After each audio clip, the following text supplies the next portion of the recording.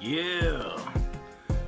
Yo, MD Soul in the building. Appreciate you stopping by. How you doing this evening? I'm a little late.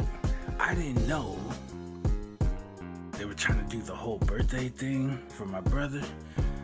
Like, I knew today was his birthday. I told him happy birthday and all that.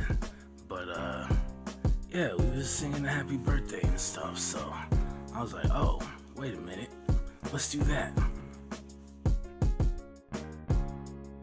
And we're gonna do another one this weekend. Let's go. How's it going, man? How have you been?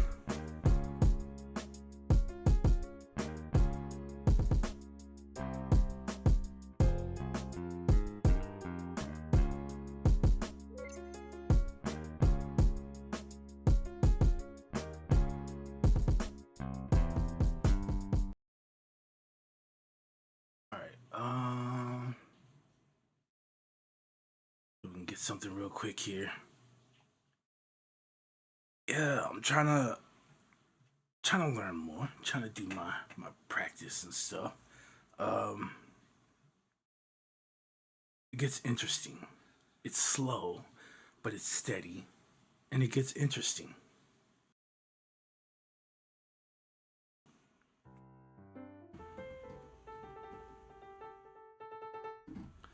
So the more I do this stuff,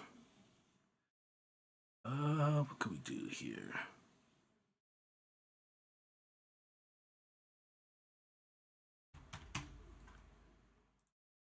Here we are. Oh, I don't have can't forget that. Boom. All right.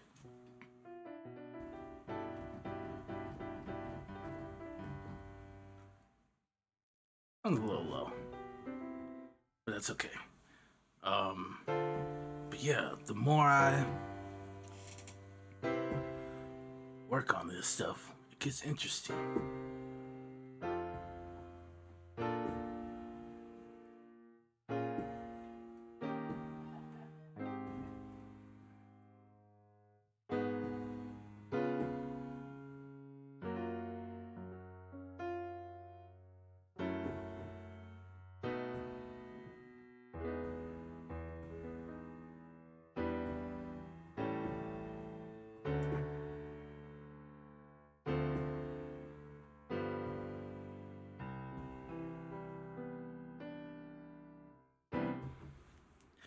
Right.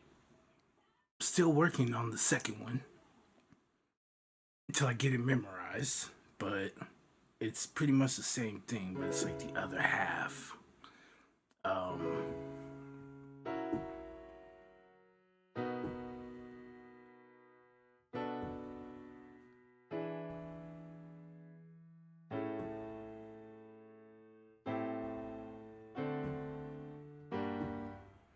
Uh-oh, I messed up somewhere. There we go.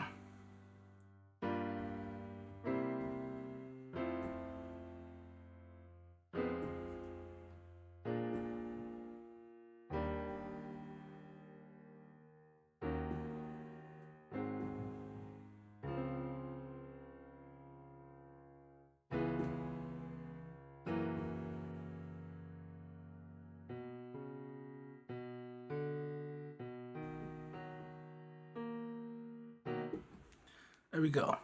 So once I get used to just being able to do it, um, I have them all memorized, and that'll be the going from the 2 to the 5 to the 1 and all 12 keys. But it's a nice little warm up, and it also kind of teaches you pattern. So here we're just gonna take our first, second, third, and our fifth. We're gonna leave this alone. There's a there's a lot of there's like a history, right, when it comes to the hand and like playing and why certain fingers are used. And you have that bone here that kind of connects these two. So trying to use this one, right, for a long period of time will start to kind of strain your hand. So they teach you, use this one instead. And then these three aren't connected like that, right?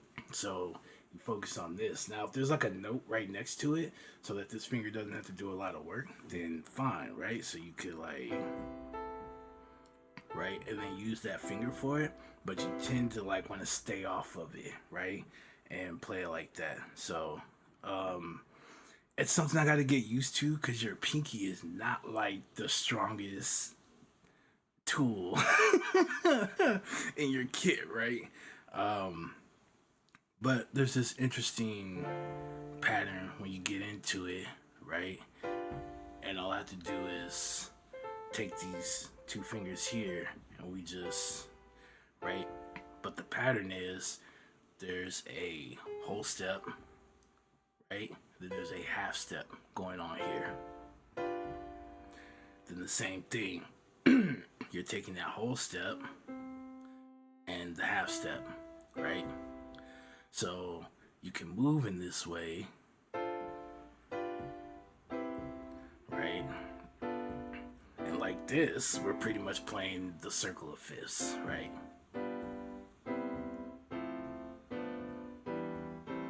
Right, so you could do it that way. It's a lot easier than like trying to, right, and jumping all around. Sorry, I was on the wrong thing. So instead of jumping like that, if you take four, it's easy to start here, and then by moving here, you still get that same sound. But why is that? Because you're still playing G, B, D. That's still your G major, right? And the F makes it the seventh. So by adding that like fourth note, it makes it a little easier to kind of move around without having to jump around, right? So you can still get that. For the 251 warm up, it's kind of that same thing. So it's our 2 in C major, right? The 2, 5, and then our 1. So we start like this, and then we make that move. We're hitting our 5, then we do our 1, right? So after you get there, instead of continuing to walk down because that stays in that scale, you just shift your second and fourth notes up a half or down a half step, and then repeat that pattern. So you're still gonna make the whole step with one finger, and you're still gonna do that half step with the other, and then repeat that pattern, and then you shift it, right? Shift it, right? So it sounds really good, and by doing that, it's like, okay, so I know how to do a 251 if I ever wanted to do it, and it's not as difficult, right, to do as I think. Same. I always go back to this because I like it.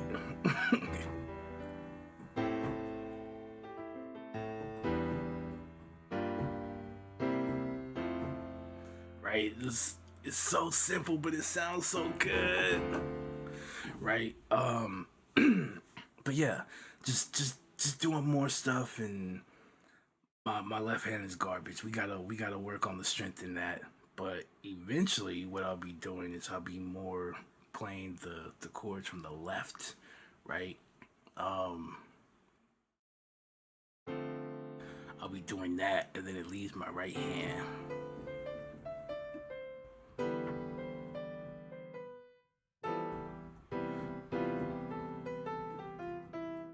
Right, and then I could actually like do chords and melody at the same time instead of how I'm kind of doing it now, right? We're just it's just like bass and then chords, but there's no melody, right? But we're getting there. We're getting there. So I like it. Uh, Again, pick a key. It's the best advice I can give you, right? Which I learned from another person. All right. Pick a key. Pick a scale, right? Because key and scale are two different things. I could say the key of C, but I could do a C major, but I could also be C minor. I could also, what am I looking for? Right, I could also go into like a diminished scale. When you say key of C, that's a wide range, right? It's like any mode within the key of C. So then when you say C major, that's a scale. That's it. We're not bouncing around. We're staying within there. So but I would say pick a key. Okay? So I don't care where you want to start, major, minor, whatever, but pick a key where it sounds good. I don't know, maybe like D minor or whatever. Pick that key, and then learn everything you can, all the tricks and all the things you can do within that one key, right? Because you have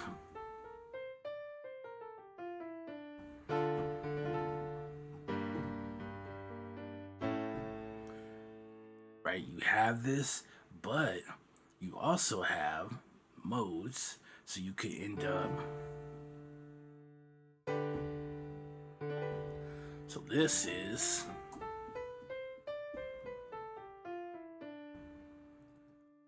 D Dorian, so it's not D minor. So it has a minor sound, right? Sounds very minor, but instead of coming up here, that natural minor scale, we actually sharpen the sixth note. So we get this, right?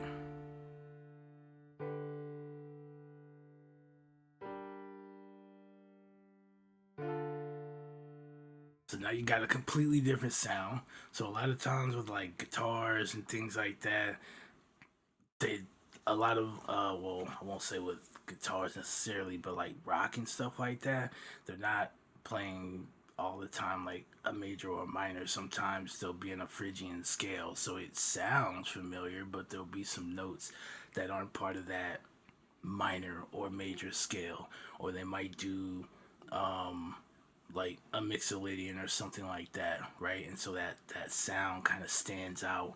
There are notes, and when you form the chords with those notes, it lets you know, okay, that's the mode, because that's the only way you're gonna tell, like define it, right? Based on that. So when you hear stuff like that's not a minor scale, that is a right? Now you're in like a Locrian scale, okay? And those chords you form off of that scale,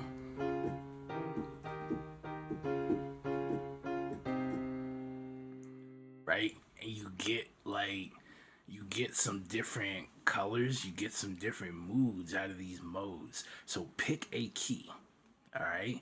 And then from within that key, learn all the tricks. Because once you learn those tricks, then you can move to any other key and it all applies because it's all formulaic, right? Yo, King B in the building. Hold on, I think let me check here for a second. How's it going, man? You know, he's playing the old school Doom right now. I was playing with him a bit yesterday, and I think a few days ago or whatever too. So, but yesterday was brutal. Man, he set me up. I got spawned in on a map. There was like four. It's like four walkways. It was probably like this thin, like one person at a time. And each one was like had us surrounded with enemies just shooting us like right out the gate. As soon as you start off, like what? Then there are four pits, and when you fall down, there are enemies, and then there's a teleporter, and the teleporter puts you right in the middle, back in that. You don't know how that was rough, but we finally did like kind of get through it, and then we passed through, and that was like the hardest level. Was like that one I joined in. The rest of it was pretty much smooth till we got to the end. But yeah, let me see something real quick if I can. I don't know if it's.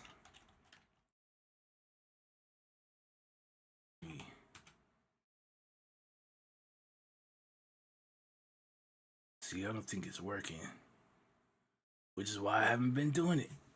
But I did want to check. So I was like, yesterday I didn't, but I was like, maybe it's being nice. Well, we can still do. Oh, there we go. Okay, it took a little while, but there we go. All right. Um.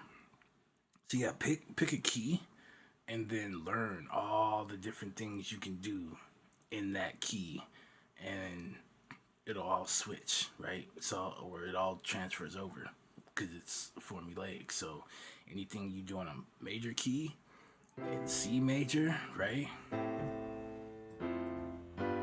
You could turn around and do that in D major or E major or C sharp major, whatever. You just understand the movements and the things that you're making, that formula, and then you can move it over to another key. It's just gonna give you a different vibe, right? Because it's a different tone. You're starting on a different note.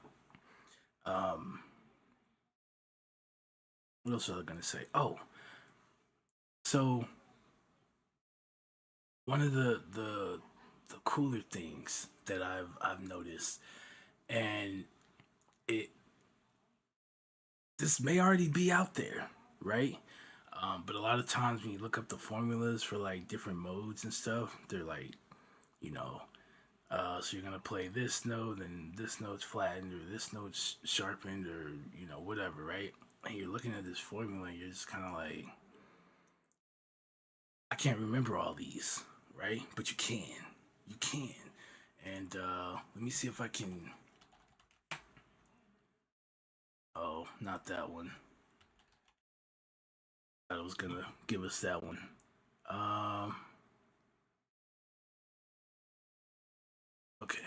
So, um, again, I was kind of saying everything is formulaic, and I got a nice little trick here. You could probably put this on your desk or something. Let's see, can we go? Let's make it not too big, is it? Okay, so for the major scale, right? It's whole step, um, half step, or sorry, whole step, half step. Then you have whole step, half step. I hope I didn't butcher that. Okay. Here's your formula for major scale, right? And then within it, they tell you you have your one, your two, your three, four, five, six, seven, right? And then when you're learning about the modes, they take C major, right? And they go, oh, you play like this, right? This is your Ionian mode, and then they do this, and they go, that's Dorian, right? And they start on the second degree, and then they go into the third degree, right? And they just play it, right? And you're hearing the way this sounds, and the formula is based off of, right? If we start on D, when we take that um whole step and then the half step, if I'm gonna start on C, right? Then I'm gonna do that. I'm gonna repeat that, right? So we're gonna take that whole step and then we're gonna take that half step, right? So follow me here. So you have this. I don't think this is gonna fit. Oh man. We're screwed here, people. We're screwed here. Let me see if I can try and get it to where they kind of sit under. So forgive me if this isn't perfect, but I didn't kind of plan for this. All right, so here's your 1, 2, 3, 4, 5, 6, 7, and then those like this is your Ionian and your Dorian, whatever, right? So depending on the degree, then the scale you make from there is going to be a certain thing. If you look at the major scale, let's say we start on R2, which is our D, and we play it through, right? We're still following the pattern of this major scale formula, right? So if you remember this, then you can remember all of the modes because all you have to do is take where's my mouse? All you have to do is basically take this first note. Since we're not playing that, we skipped it, right? We put it here.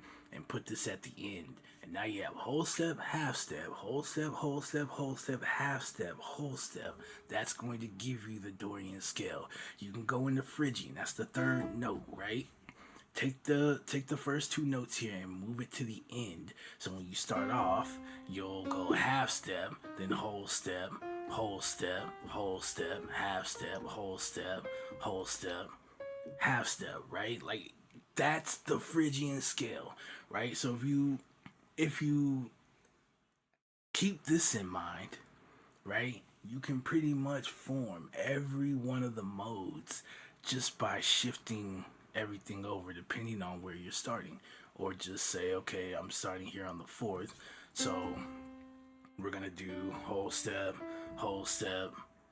or sorry, to get to the fifth, we're gonna do whole step, half step, whole step, half step, whole step, right? Right? And that's going to give you that scale. That's it.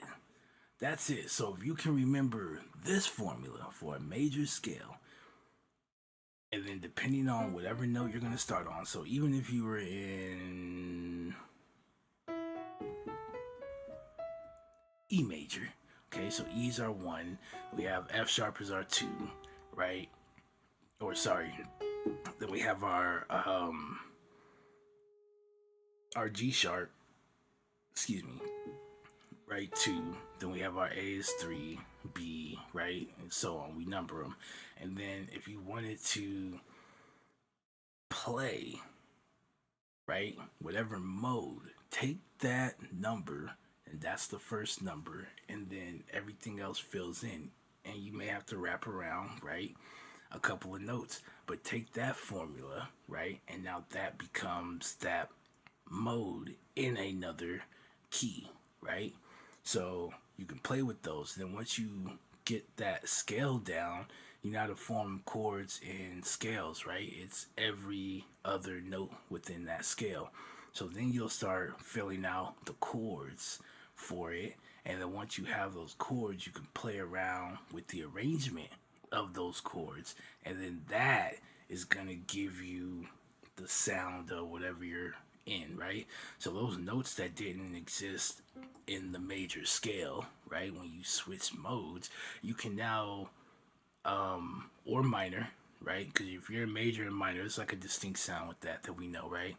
So when you start playing these other modes, be it Phrygian, whatever, right, it may have a kind of a minor or a major sound, but it may be mixed with some major. Like it might start off kind of moody, but then it gets happy, or whatever it is when you're playing it, right? You'll feel it.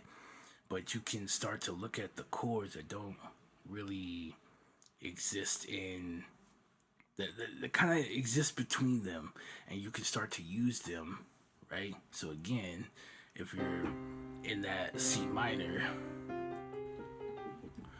let's right, so these are all the notes for your C minor scale, right? So they're going, is it major? Is it minor? Right? If I'm, doing stuff, they'll be like, okay, he's in a minor key, he's playing whatever, right? You got it, right? But if you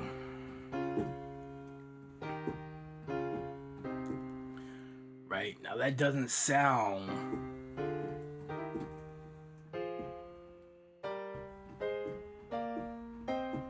very minor, right? We just did all the chords in the minor scale. Where did this come from, right?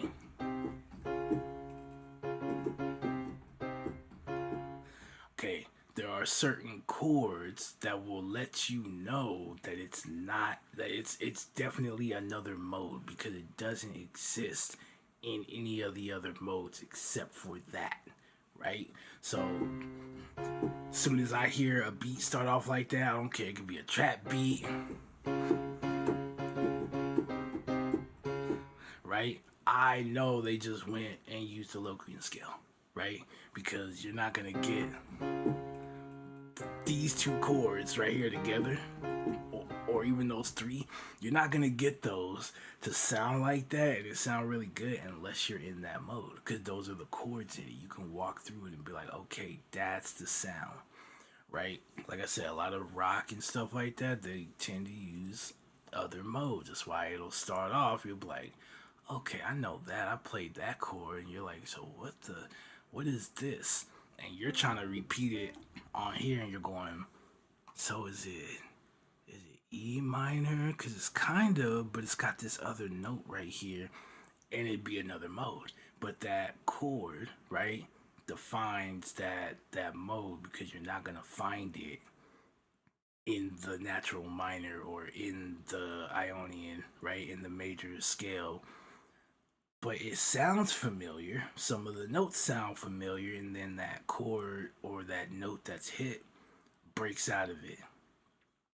You're like, that's not the normal playing, right?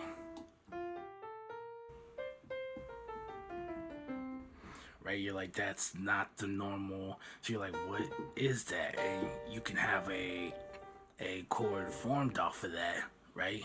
And when you're playing, right? Right, you can just play around with it. Okay, you're getting a different sound because this is a different mode now, and so the chords that are available to you are a little different from saying having to do um, something like that, right? Or stick the one. We can do the five and then the four, right? So maybe something like that. But because of this mode and this key that we have here now, instead of playing this, because this note wouldn't exist in that scale, now you get a completely different feel, right? And it's these chords that let you know, okay, it's definitely major, but it's not the Ionian scale. That's a different scale, right? And these modes, if you learn them, there are usually one to two chords that just don't exist, right? They kind of step out of that scale, right? And it sounds so good though. It still sounds good. Now when you play the scale, it just doesn't sound all that great, maybe, you know. But when you start to blend the chords with it and all that, then it really starts to kind of, you're like, okay, I hear it now, right? And once you hear it, you can't unhear it.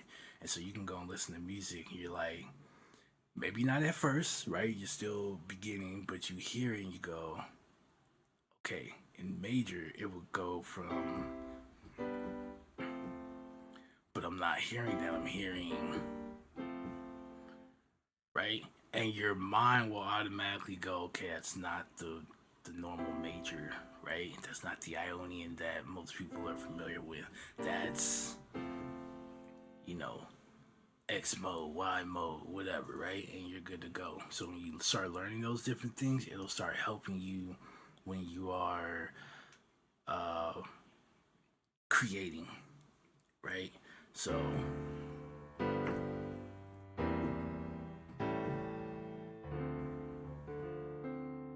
right, you might start switching some stuff up, you know, and you can get like different moods and feels and changes, and you can have, you know, transitions into things or whatever. You don't tend to get that too much in like hip hop, but when you're doing R&B and stuff like that, sometimes they just have these bridges and they sound, and a lot of times you're like, what is that? Sometimes it's not like a modulation where they're just like, oh, we're gonna do the same thing, but we're just gonna play it in another key, right? Sometimes when there's a build up, yes, you do get that. But sometimes, a lot of times, the bridges just be another mode. And so it sounds familiar to you, and then there's this chord that just comes out of nowhere, and you're like, where did it come from? It's a modal change, right? So it just changes the scale, the available chords, and so some of the chords might be similar, right? But you have something here different now that you can kind of play with, right? Um, so, right, to be able to pull that, you can say, like, okay, this is F major because, and that's another thing you'll learn, a lot of these modes are pulled from another major key, right? And so, even though we're in C, we follow it as if we were in F major. We're just starting on C, right? That takes it another level, right, for your brain. But understanding that makes it easier for you if you say, "Oh, I want to play a blank scale," and you know what scale, major scale is based off of. You just follow that major scale, but you start on the key that you're in. You're still gonna get that sound, right? It's it's the same with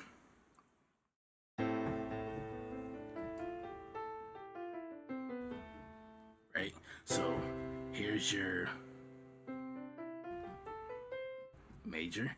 The Aeolian is the sixth degree, 1, 2, 3, 4, 5, 6, which happens to be your A. And then all we do is we follow the scale, but we just start from A. And all it's giving you is that Aeolian sound, right? That natural minor sound, right? So it's like the same thing. Whenever you go to play in a right, 1, 2, 3, 4, 5, 6, right? But we're still going to follow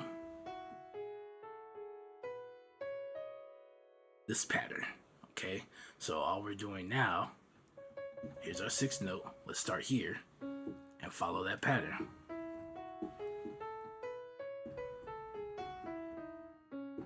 And now you have C sharp minor, right? And you could, it's all the same keys, but it's just where you're starting, and that's what gives it that different feel, right? Because if I go from here and then sorry, right, one note in the scale back, two notes in the scale back, I'm gonna get this sound, right? But if I do it from here, whoops, excuse me,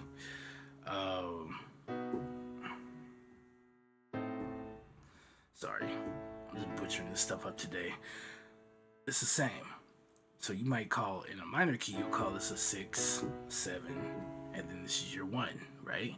But in that major key, 7, 6, 5, 4.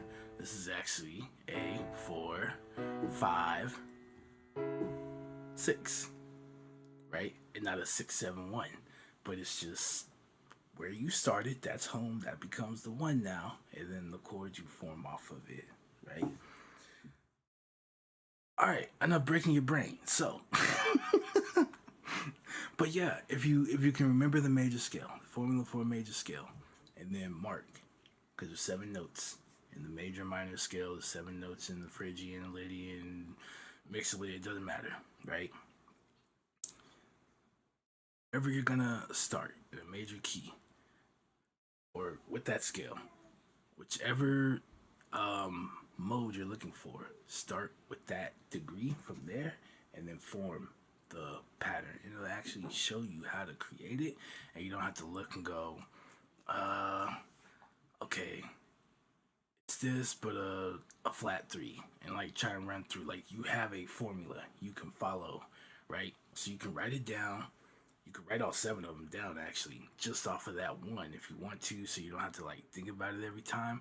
But that's gonna give you how to do them all, and then you can just practice them. And then once you get used to the feel and building the chords in them, then in one key you can make a ton of music because you have several different scales and a ton of possibilities to work from. And it's that simple, right? The concept is simple. It's the application that's a little different. It's another story, all right? Getting your fingers used to hearing the sound, finding out what works, what doesn't. Because when you start playing with these other modes, they're you start to become limited. If you want to be able to say I'm playing in a D Phrygian, then you have to make sure that that chord, right, that doesn't exist in, you know, the mate, like something that's distinct that pops out and lets you know, okay, this isn't uh D major, or this isn't D minor, even though it might kind of sound like it. This right here lets you know I'm in another mode, right? Outside of those two. And then it catch on. And same with all the others. There are chords, again, it's one or two that just kind of outside of that regular major or minor sound that become apparent, and you go, okay, so it's the same, um like we're like I was doing here, right? And now in a natural minor, you would play that, right? If you're following the Aeolian, right, or the natural minor, that's what you will be playing. If you decided to use the I always get these confused. It's either the harmonic or the melodic minor, where we don't use this note here. We sharpen this note and you get this here. So when you go back to play that same chord using this scale, you hear it and it lets you know this isn't natural minor, right? Right? So no longer this, right? And there's more tension with this being major than minor, right? So a lot of times people opt to use this, or they mix. So you might get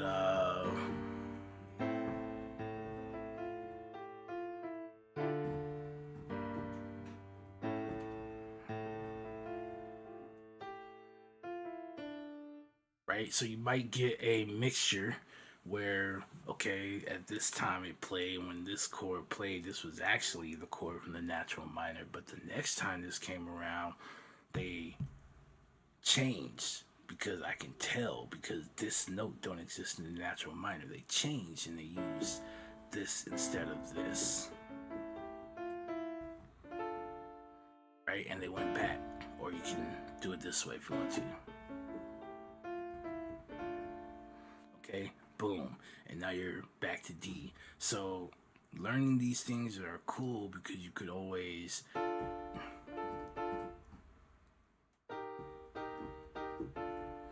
okay, anything you can do in one note, right?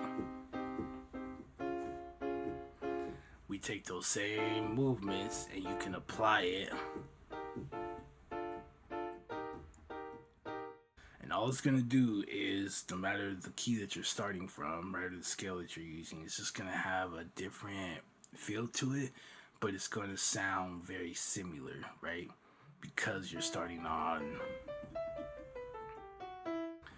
E minor, sounds different from D minor, sounds different from C minor, but they have this similar flow to it, right? Your C major is going to sound a little different from D major. Oops, sorry. Right? All of these keys, no matter whether you play it in major or minor or whatever mode, it's going to sound similar. It's going to have that familiar sound. It's just going to be different overall, because of where you're starting, and then those tones, hearing it in that order, it changes it. And so you can make a song, right? Let's take our one here in C minor, and then let's move to our 6. Okay, let's move to our 4. And then let's move to our 5. Right?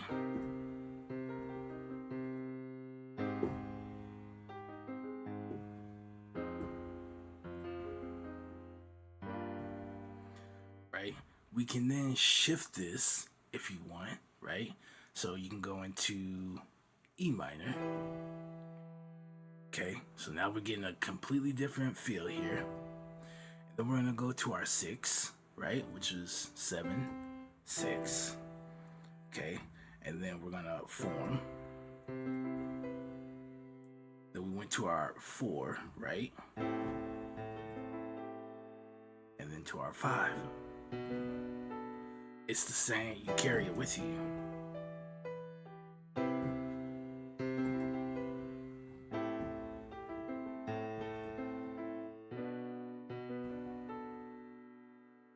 Right?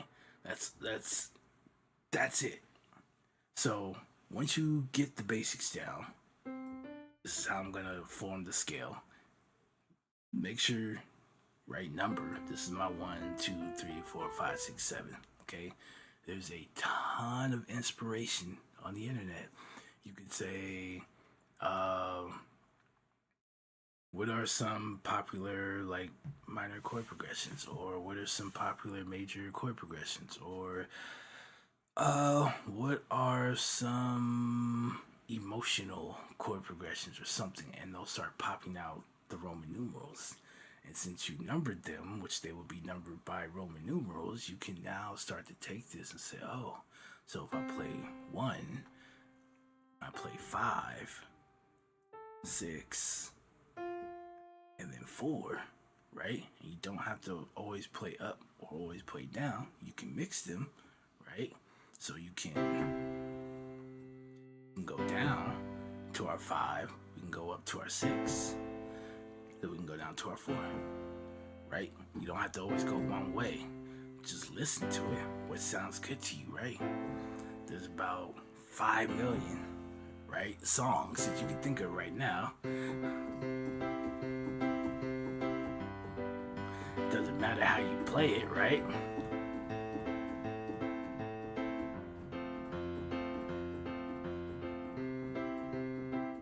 Right? And there's different ways you can start. So you know you're going from 1 to your 5. So, right? Here's your C major, which has your 1, 3, and your 5, right?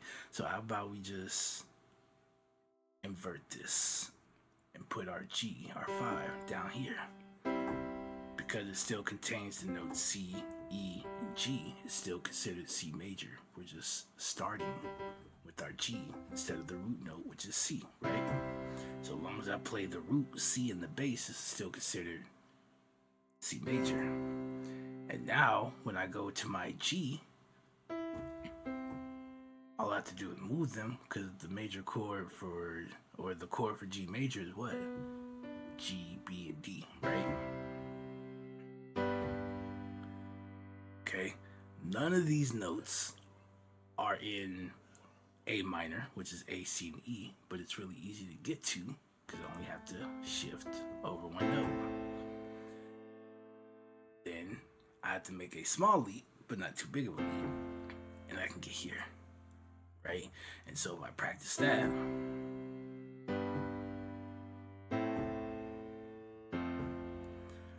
till I have it down, bam. And now, because of the way I'm playing this, okay, instead of the G being up here, it gets a different sound.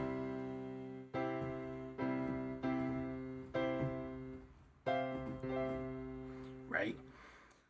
So you can invert notes and stuff as well, and this will start making things click. So anytime you see a progression where you go from a 1 to a 5,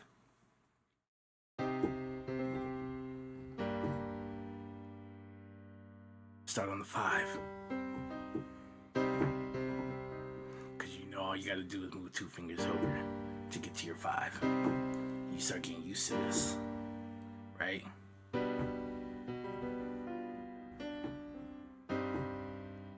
Sorry.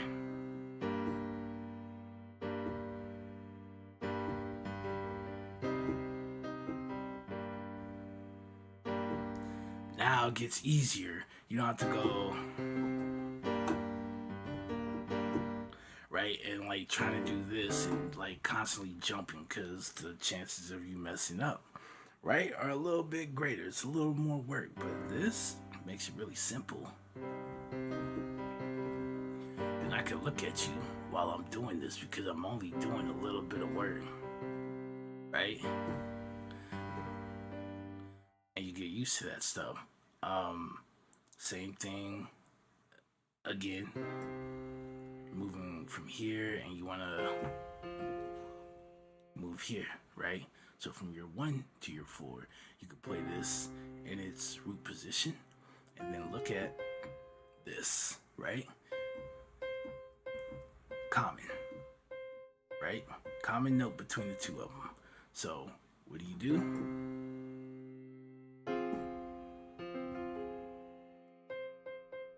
So it has that note there.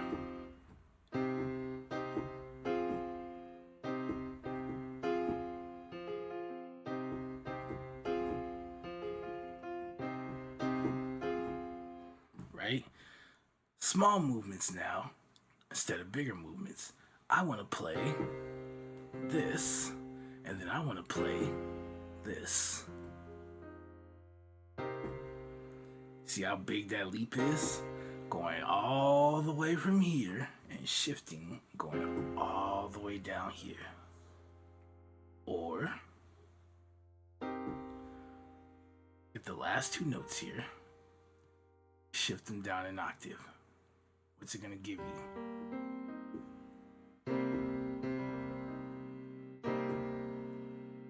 It's still C minor 7. And now, to get over to the F minor 7, because we've been playing that, right? What are the notes that are common? Which means we don't have to move. Just these 2 fingers. Same chords, different tone because of where you're starting.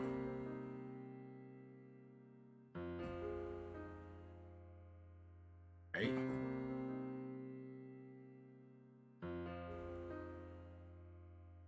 Going from 1 to 4, right? From 1 to 5, this way doesn't sound too good, but we could try it. Well, what are the notes that are common, right? If we were to go through these, right? So when we started C minor 7 off like this, the common notes are this. So all we had to do is shift it, right? So you may want this.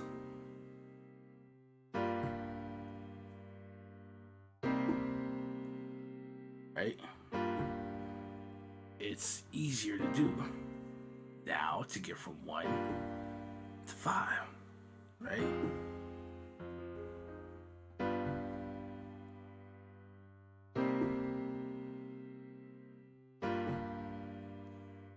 And you can hear a ton of songs. A lot of these chord progressions are being reused over and over and over again, but not every one is being played in root position, right? And it's like, well, how do you come up with it? Well, look at the notes that you're playing and start asking yourself, what are the common notes? What do these chords, what notes do these chords share? And then once you find out what those notes are, then find a way where you can play them and not have to move too many fingers or all of your fingers, or where you have a smaller movement to get to the next chord.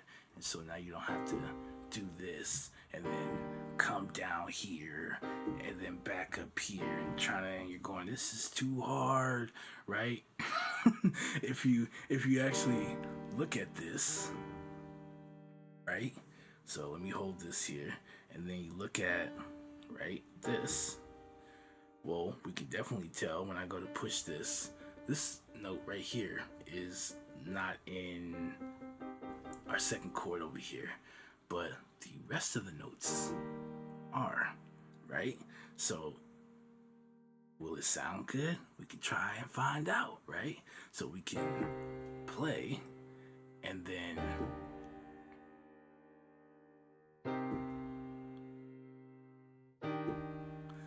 that's still the two chords. You're just doing less work now. Okay, and all you have to do is move one finger over. That's it. So you can slow it down when you're practicing. Just slow it down and start taking these things in. You'll start noticing this, and then the stuff that you learn goes with you in any minor key, right? I want to get from 1 to 3 in E minor. 1, 2, 3, right? So that means if I play out that in root position, I see these notes. And then if I play out the E minor in root position, so what's the difference? Just this one. So again, that same trick works.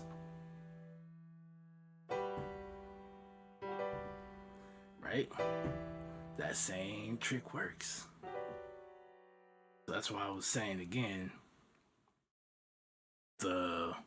pick a key is the best advice I was given. Just pick a key and learn everything you can within that key. Become a master at it. And then all you have to do is when you move to another key, it becomes that much easier to do. Now, the scale, might take a minute to get comfortable with. You're like, I've never played C sharp minor, but I know what C sharp minor should sound like. We can work out all of the chords in C sharp minor, right? Bam. And then, okay, so now that I've kind of played the scale a little bit and I've gotten used to it, all right, boom. So we can still take that, 1, 6, 4, like you can just still do that, right? Here's my 1, here's my 6, here's my 4, and here's my 5, right? Even that makes a nice little melody on its own, right? And there you go, right? Speaking of melodies, sometimes, right?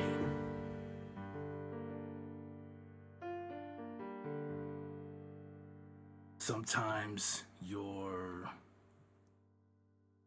chords can be played like a melody. They're broken chords, but they still work, right? So you don't have to do this all the time.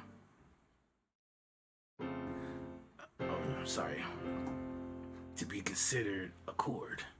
If you wanted to, like that, still considered a chord, right? Think of like TLC No Scrubs, right? You like that melody? Those are chords. You don't have to play it all at once, but that was the chord and it gave some movement, right? And that was the progression. You can also, I had a beat that I made, just happened to use this chord, and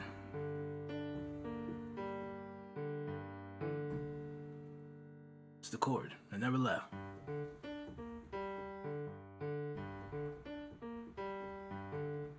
Whoop.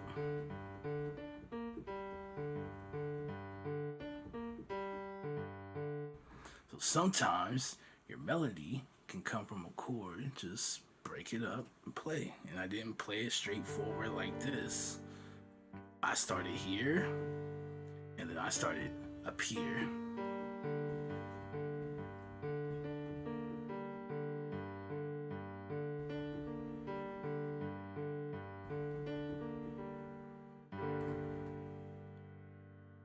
Bam, right? Just some different things that you can utilize, that'll help. And then one of the coolest things that I could probably give you is take a scale, any scale. So here's our F minor scale. Here's our 1, right? Start with 4 notes. So we'll play this F minor 7. And kind of like what I was saying before in the beginning, doing the 2-5-1s, but we're never going to do the half step shift, right? We're just going to walk down the scale.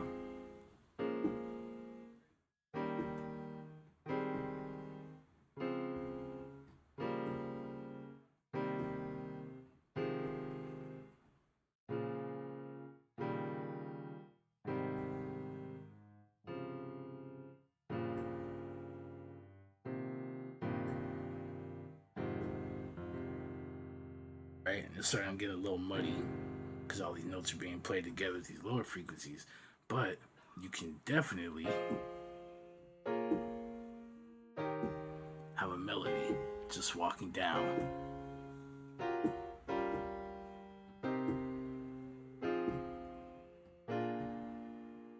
Sorry.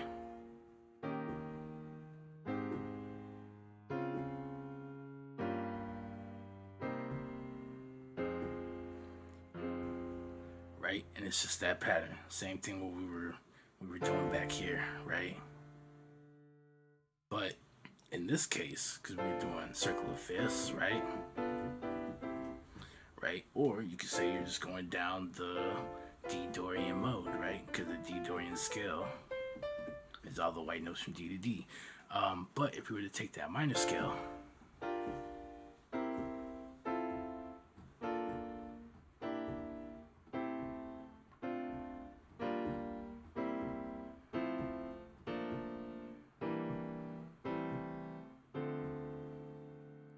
right? And now we're back to D.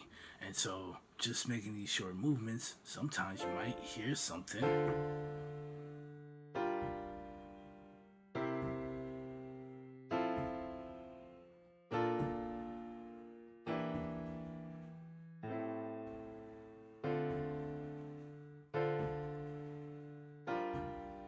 Right? I'm sure you can think of a ton of songs that did just that, right? Different voicings, not all the notes being played like that, but you can see how we go from playing this 1 to now playing this 5, right? Because what I tell you about the notes, you can always take the last 2 notes and shift them to the bottom, right? Right? So all you're really doing is finding yourself playing root position, right? Then you're back to root position. Then you're back to this inverted thing, right? And that's all you're doing is you're walking down, but you're playing the chords in a certain way, right? So again, it's going from 1. Then you're playing 5. Now you're playing 7. Now you're playing 3 to the 6, right? You always hear them talking about, like, you know, passing chords, and they're like, you can play a 7-3-6, like that's okay. That's exactly what you just did. Now you can voice this differently and have some notes down here and over here, but simply put, that's a 7-3-6, and that's how you come up with that, or that's how that came to be something. Because as you're doing this, you're noticing going from 1, 5 to 7, 7 to 3 to 6. Darn it, I just lost myself. 7 to 5 to, or 1 to 5, sorry, 7 to 3 to 6. Okay, then you're going to 2, and then you're going to 6. Then you're going back to 1. Then you're going to 5. Then you're going to 7. Like you could keep spinning this, and then you're gonna get to a point where now you're inverting the notes you were playing in root position, right? And then you're playing in root position the notes, the chords that you inverted the first time you passed through, right? So we started here on D, and we went and we made our way, boom, till we're playing D again. So after this point, now what you're doing is this is inverted now, right? And you're not playing this in root position, but now this is being played in root position. Now you're back to playing your 1 in root position. So a couple of things you can do to kind of just like hear things. You might hear something a certain way that you want to use, and you want to use that, or you want to start from somewhere or whatever, and it's completely up to you on how you want to do that. So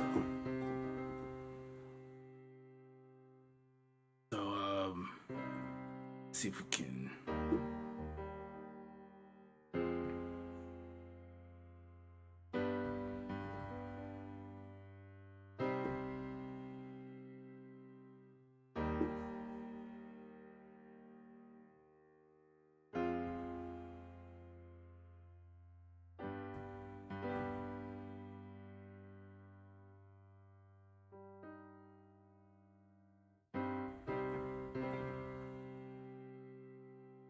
Want to use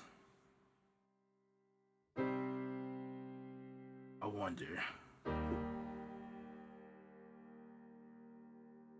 That does sound kind of cool. I like that.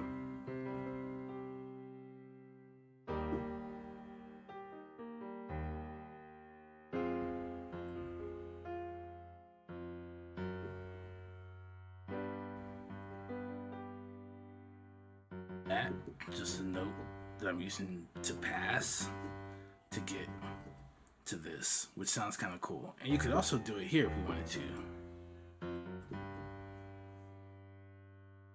Right? So stuff you hear like that sounds pretty fancy, especially with like bass. So you could even use that. So you might be playing something under your piano and you have your bass playing, and you can, right, and just kind of walk it into the next chord. Or you don't have to use this one, right? But maybe you want to use that one.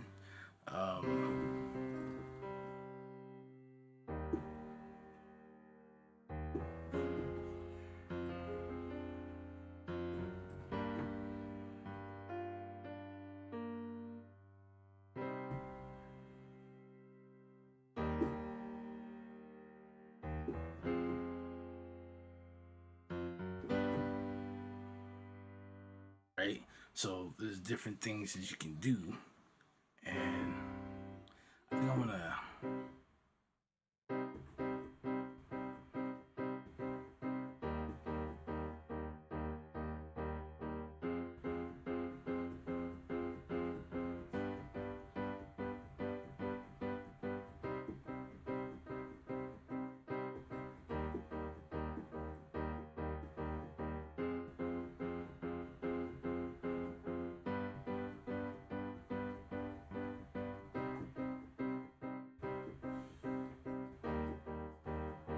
And this, so again, going from here to playing this 3, right?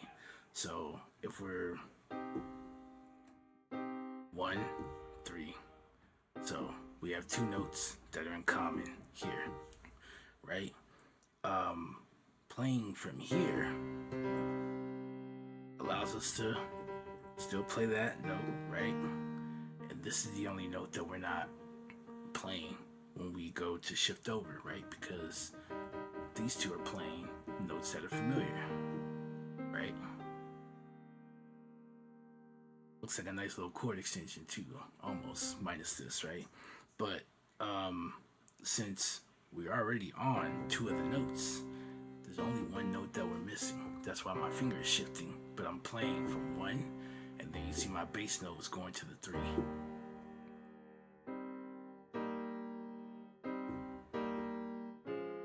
Oops. And then doing a 4 and a 5. That is another popular minor chord progression, right? How you want to play that becomes up to you. So if you want to play it like this, you can do it, right?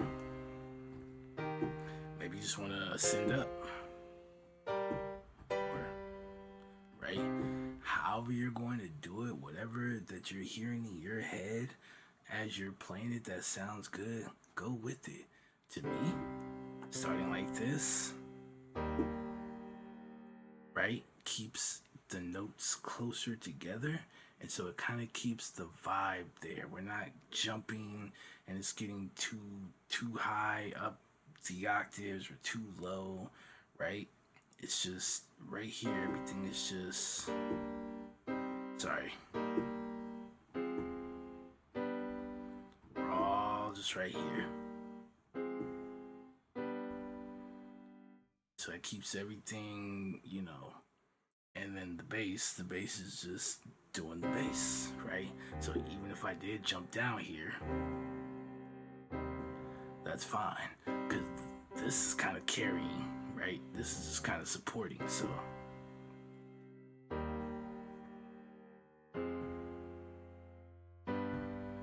But it itself is still kind of close, because even though we came down here, we still kind of walked up, and now we're closer to here, right? And so it's another melody for you. That's another melody right there, right?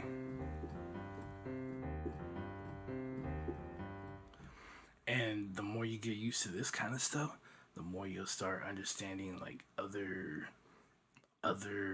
instruments and why they may play things the way they play it when you actually see somebody playing it, right? I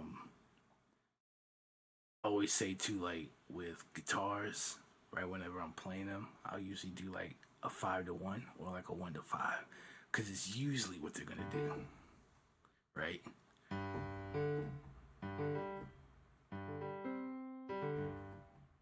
Right?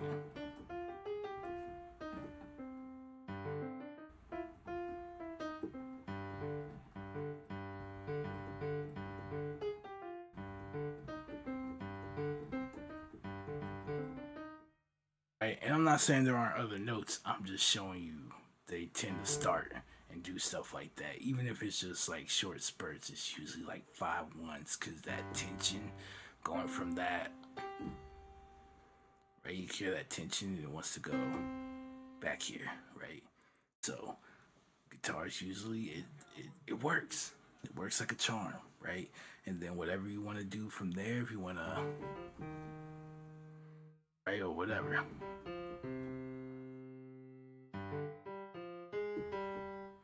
Whatever you're gonna do, right, on bass, but usually there's something like that going on, or right.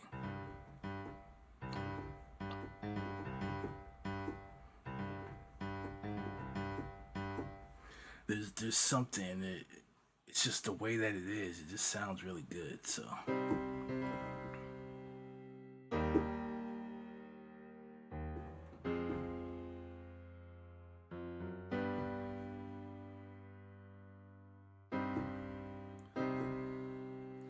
Okay.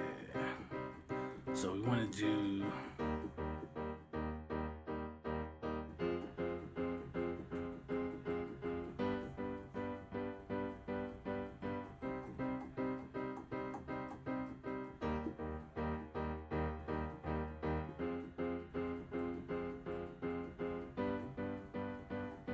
Let's see if we can.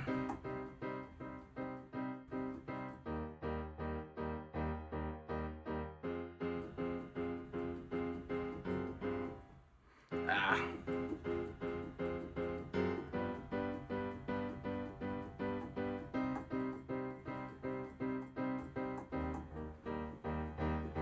Messing it up.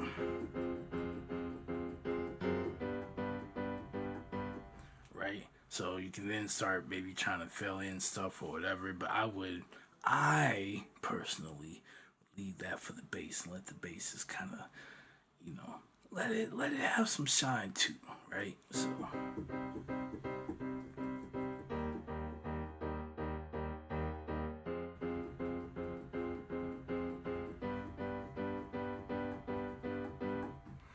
All right, so let's go in and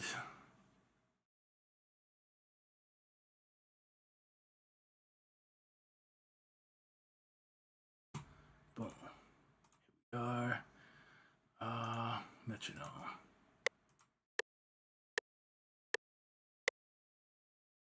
Take 80. That's fine. Let's make sure this is on, And then here goes. Fingers crossed. Hope I don't mess this up.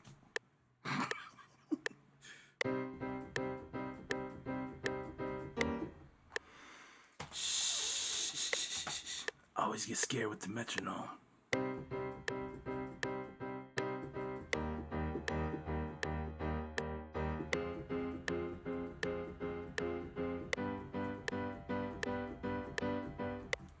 I know I butchered that.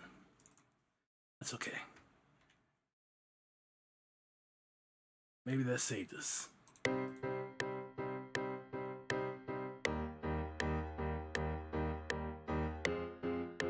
Still sound like it's a little too.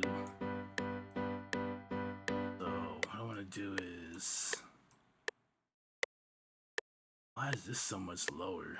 That's probably what the problem is. So what I'm gonna do is just drop these.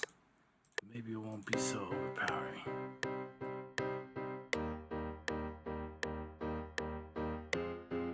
Okay, that's perfect. I'm not the best player, alright? So if something sounds a little louder, I'm glad we can edit. I don't have to go back and play it again.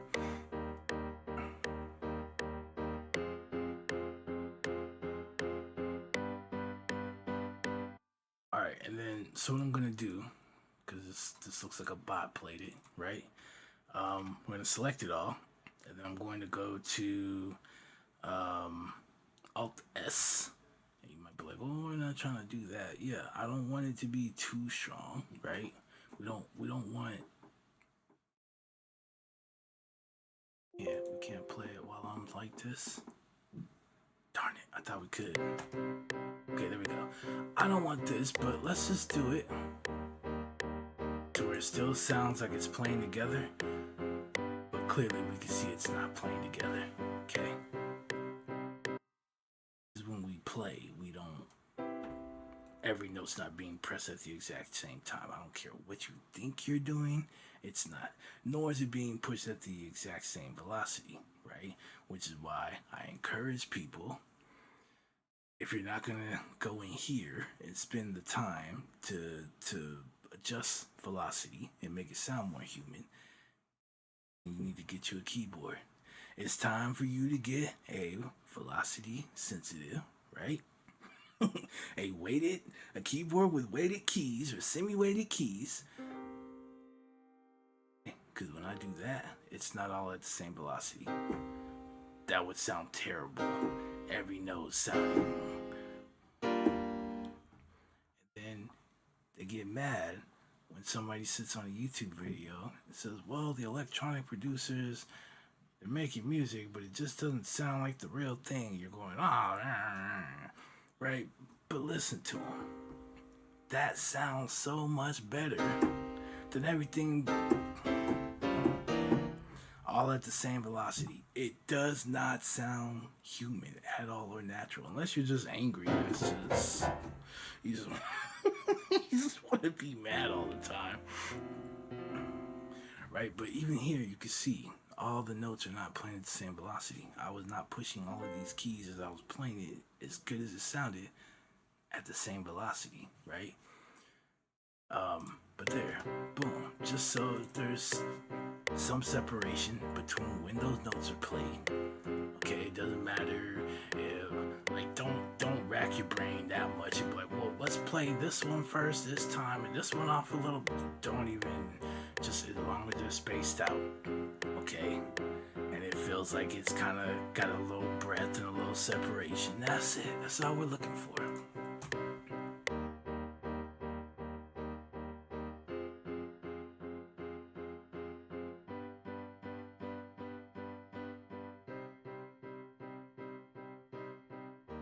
I was gonna say, why is the volume not working on my headphones? What's this? Alright. I think I'm gonna keep this one. I was thinking about changing the piano, but I think we'll keep this.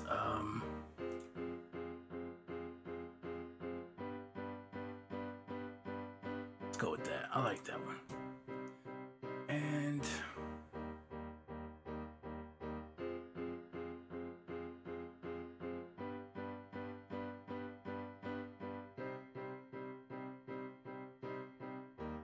Was it? It's one of these. We're about to find out. So I got some new plugins. They're from UAD. I do have some mixing tools, right? But I did get some stuff here.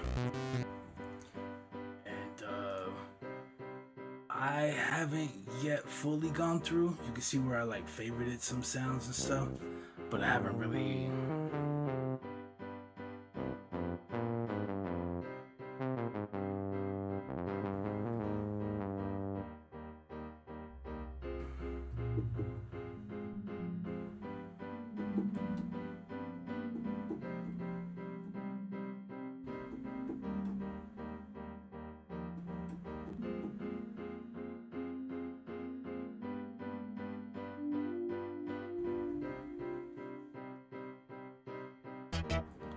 Actually, if I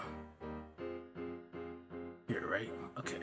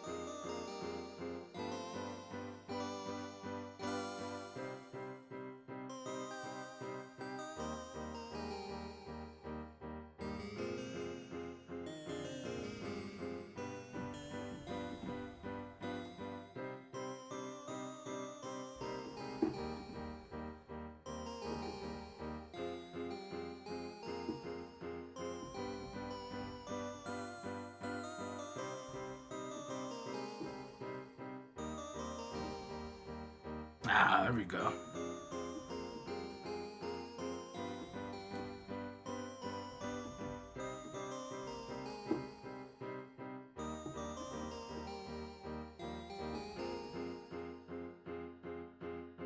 I like the way that sounds, though.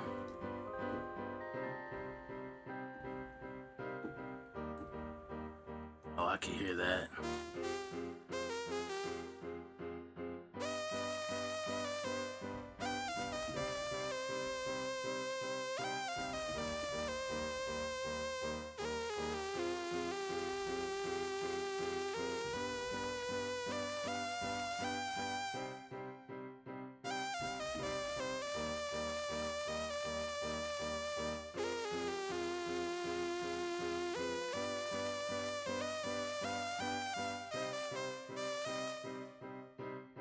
It's kind of like an interesting sound to it.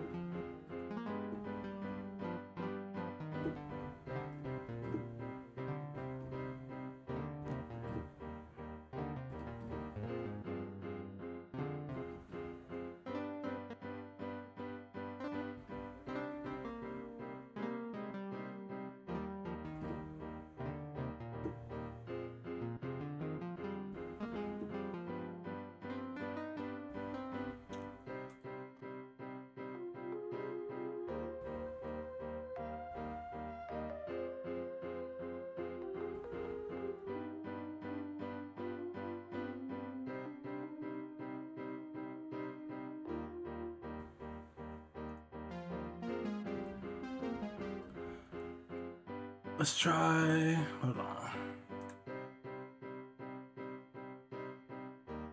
Yeah, I'm still not too familiar with these, but I've been wanting to try and use them a little more. I even go through these. I think this is the one I didn't finish going through because I stopped at G. There we go.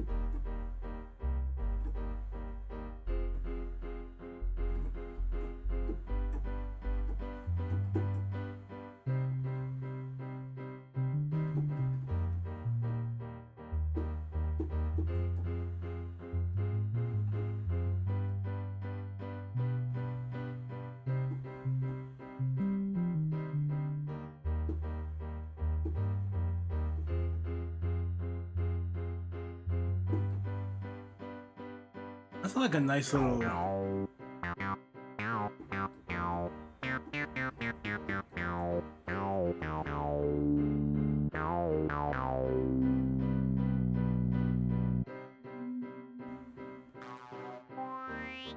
Yeah, I didn't finish going through that stuff. I'll have to go through it a little more.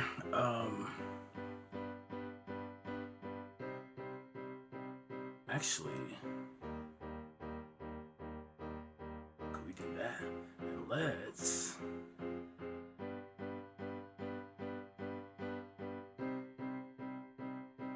Did I break it? I think I broke it, people.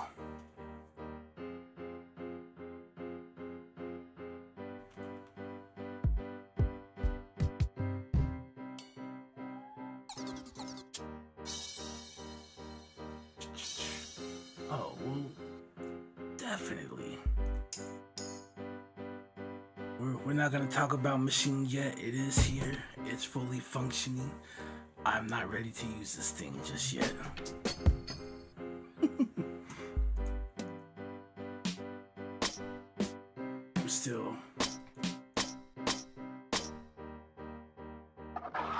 We're still working some things out with that. Make sure I'm gonna get a little comfortable with it first.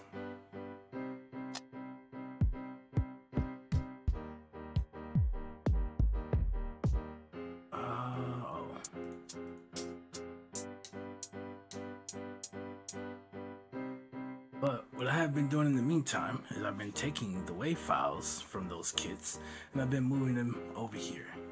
Hence why they're favorited. Also, if anyone is interested in the machine kits, right?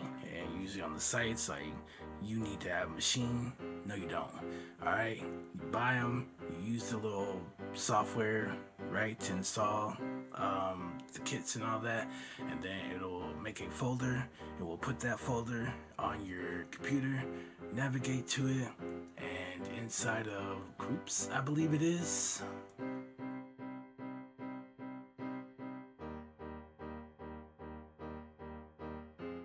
Sorry, you go to samples and the drums, and all the drums are here. So if you like the way some of those kits sound, you want something that's high quality, go for them. If you don't have a machine, don't worry about it. Alright. So let's start with this. I'm gonna put this on 10.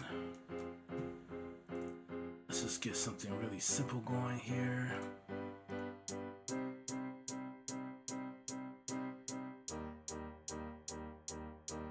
I think we can start like that for right now.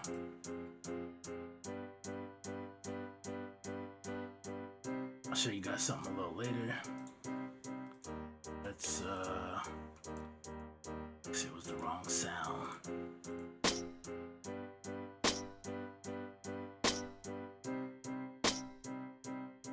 Okay,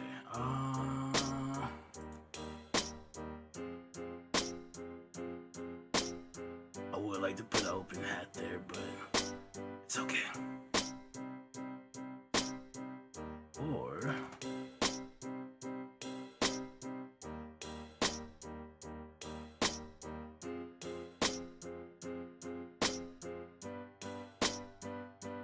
okay, let's see.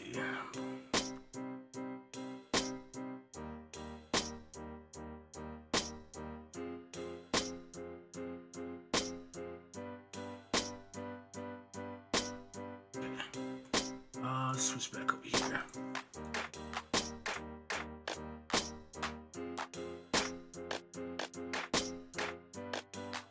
Not that one.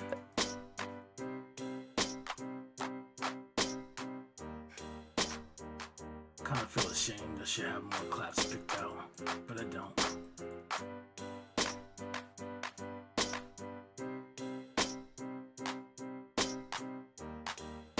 Kind of like that one.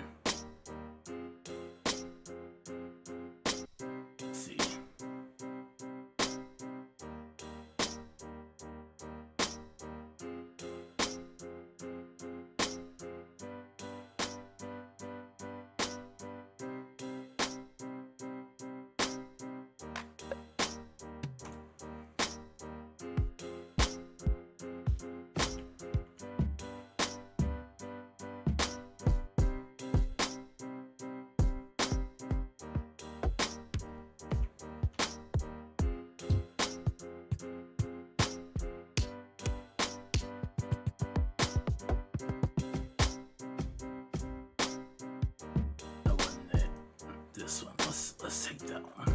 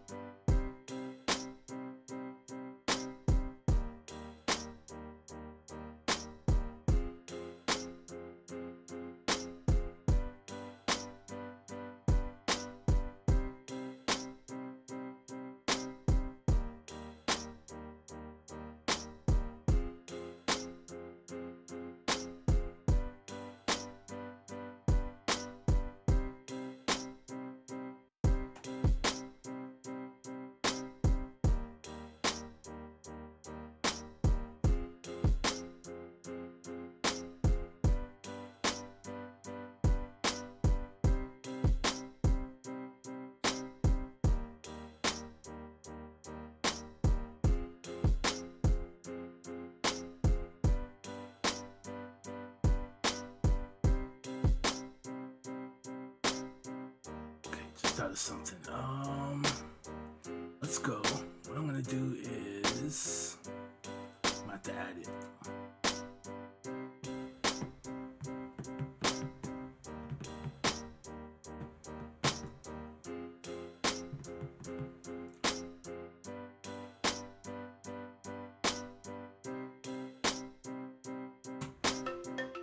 Let's see. I haven't really been in this one, so let me see what we can find.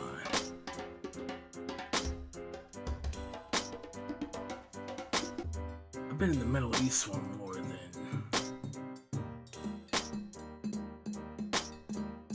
Let's see what we can get.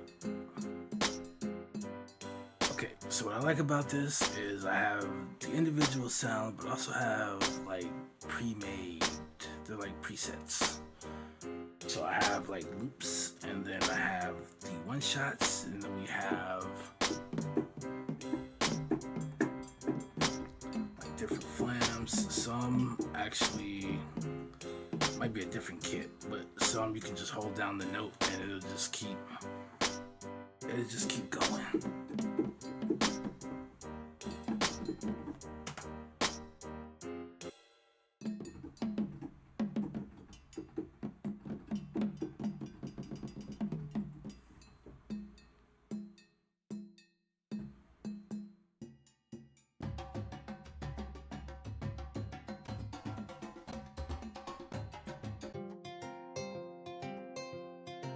And we also have instruments. But we also have melodic instruments, I should say. I don't know if this is kind of why I've been in the Middle Eastern. It's just like the timing of it and stuff. It's just a little.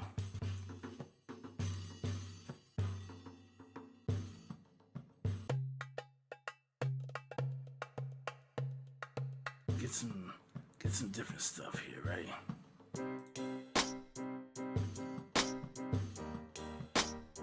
Let's see.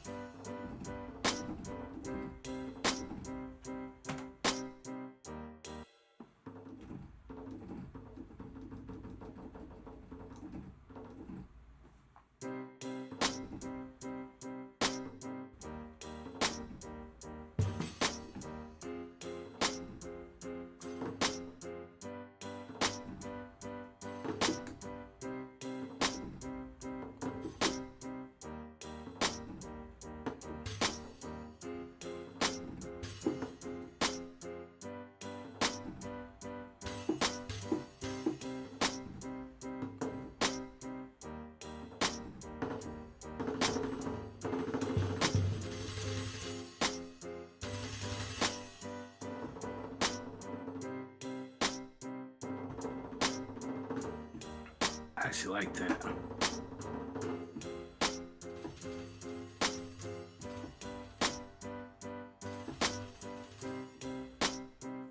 Hey, okay, I could live with that, right? And sorry, right?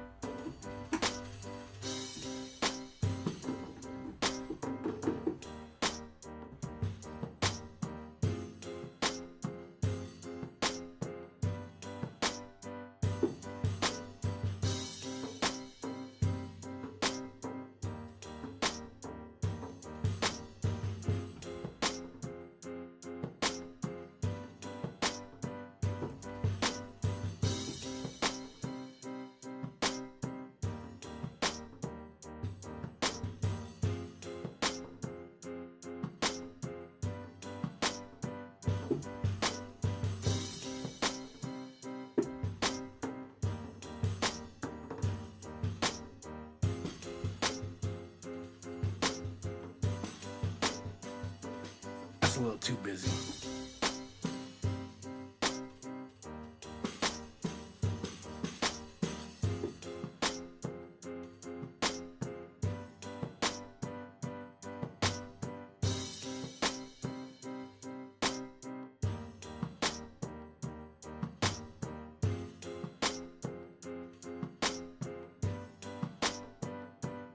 Actually, that's.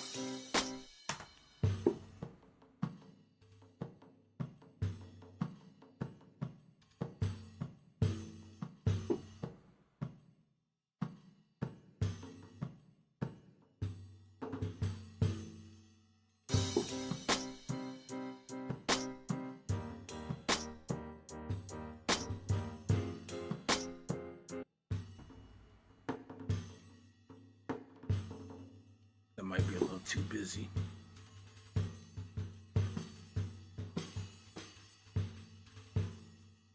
That sounds a little busy, but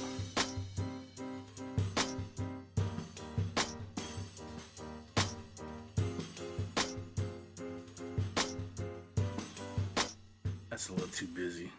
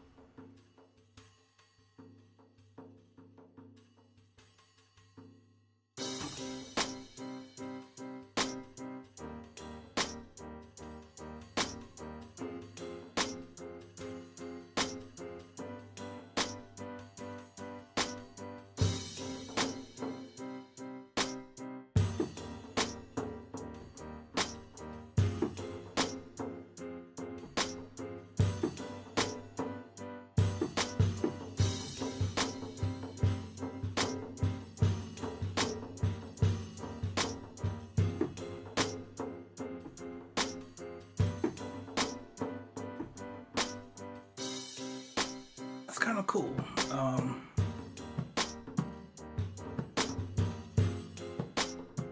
I do like this right here.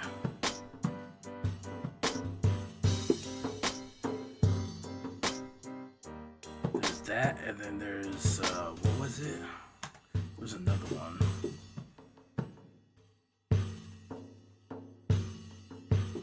No, not that one.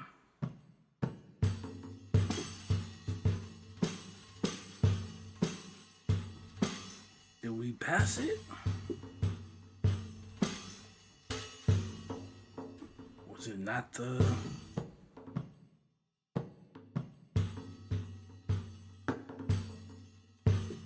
I could have sworn we just had one that was so quiet and it was so clean. Before I got over there, we had one that was... Was it that one?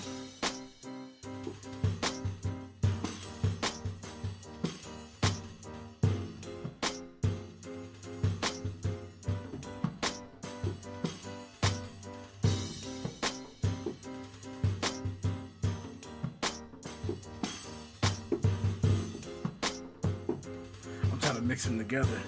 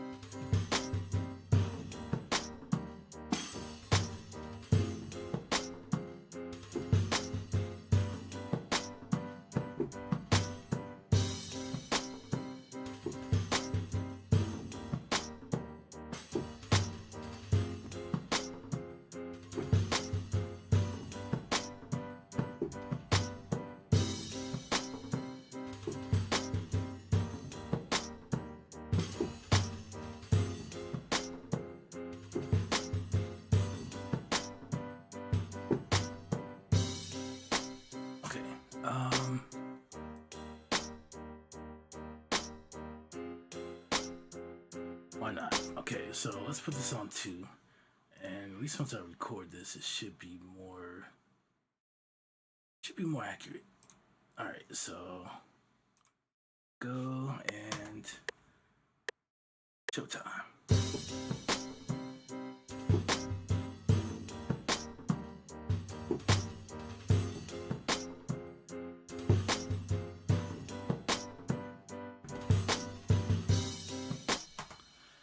I don't know, something like that.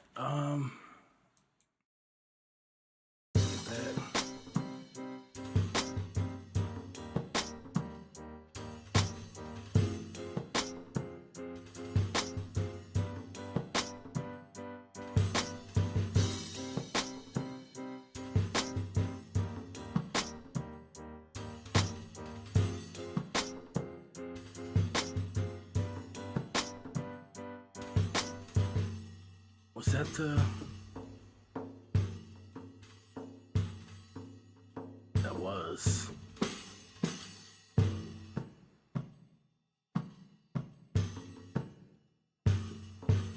Maybe we can try that one.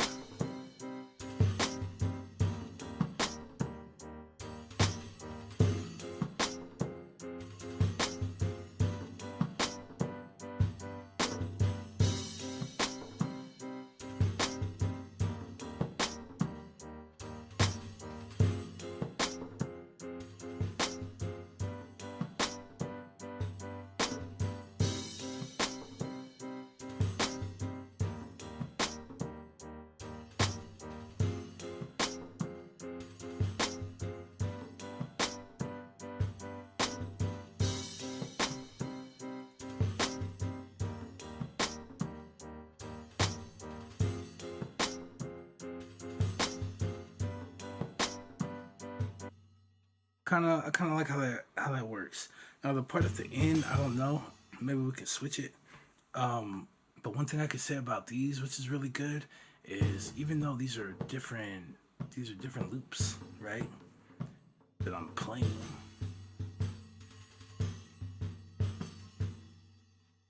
As it's playing, like as it's going, it's keeping track of where it's at. So I could play this. It doesn't start over.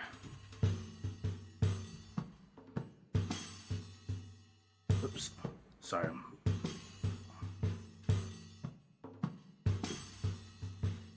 So like it'll if I like the end of one but I don't like the beginning of it or something, I can play it till it gets to the end of that 4 count loop, like right after three, and then play the other note, that pattern, and it will start on four, so it doesn't start all the way over.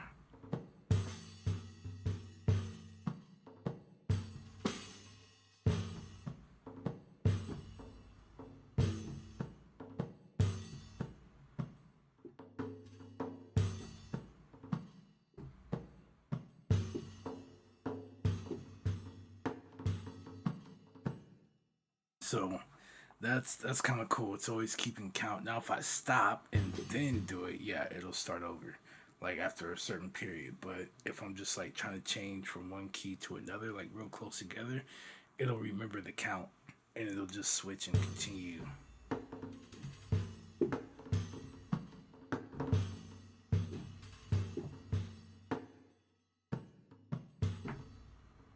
Right? So even though I'm playing them like that,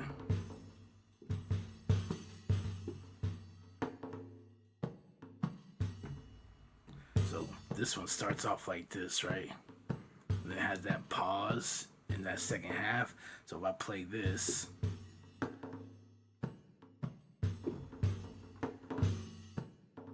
it'll actually pause on that second part, which is dope. So you can mix something, maybe like the way this starts off, and then you like that quiet part, you can just switch over to it. Right? It's dope. It's dope, man. I would definitely say, and I'm gonna keep saying it.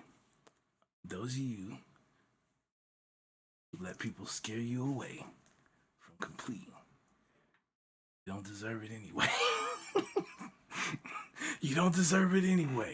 I'll take it off your hands. Look, I know exactly what to do with this, all right? So it took me some time. I wasn't able to just do it right off the bat. But over the course of like a couple of years, I've worked myself up to being a proud owner of the collector's edition. Like, I could. It's nice to have, but it's also a pain. I've never had this many sounds in my life. Okay, it's disgusting. It's disgusting how many sounds there are, and I get frustrated just scrolling through sounds. Okay, this is one library, and this is a scroll. It's one library. I didn't even go here and then just like look at the totality of it, right? Because it tells you when you buy it, it's over 144,000. Let your brain sit on that for a minute, and not just the guitar sounds and synth sound, but you also get their drums. There's 144,000, and I'm gonna probably tell you 75% of that, if all you do is make like hip hop, trap, R&B, they'll just be sitting there. Because the other stuff, and the reason why I got it, I felt like I needed to get to that point, was because eventually I do want to like try and get into scoring, right? Like writing music for film and video games and stuff like that. So to be able to have those like cinematic drums and all that, but at the same time, maybe you're somebody who likes that kind of stuff. Maybe you find samples and you like the way those drums sound and stuff like that. Well, then in that case, maybe not the collectors, but look for Ultimate, because their Ultimate Edition is their introduction to their like cinematic libraries. So they'll give you some stuff, but you won't get like a crap ton, right? Um, yeah, I like that I have all this stuff because whatever I'm thinking about, I can do it. I don't find myself going, hey, I wish I had a sound like this. They have it. They have it. I don't have to fish around for it. Or wish I had some other VST that came around like all this stuff. Like I skipped this stuff, but this is all and again, depending on what type of music you make, this might be stuff that you know. And I'm not saying you can't have some kind of crossover or something. I'm just saying, right? You know, right? And get some nice vocals over that or something. Get a little choir. Like there's, it's too much. That's all I'm saying. So for what I'm doing at the moment, it's definitely a lot. But you get anything you could pretty much like think of, they got it, and it just sounds really good. I don't even know what to do with myself anymore, especially this.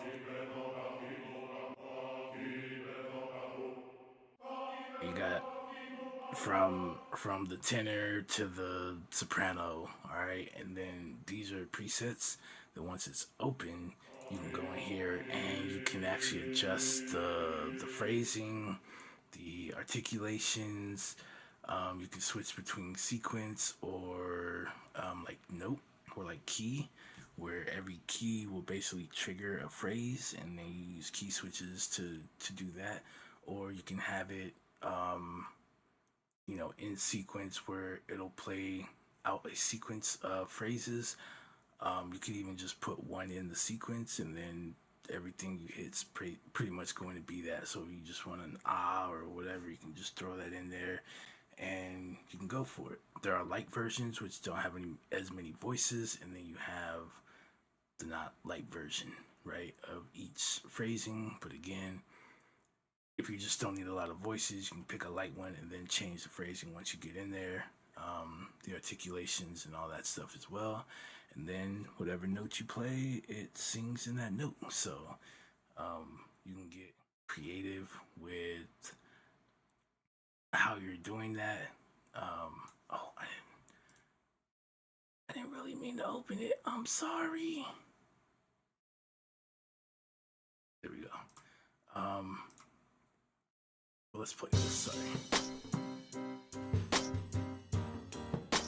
I really do like this.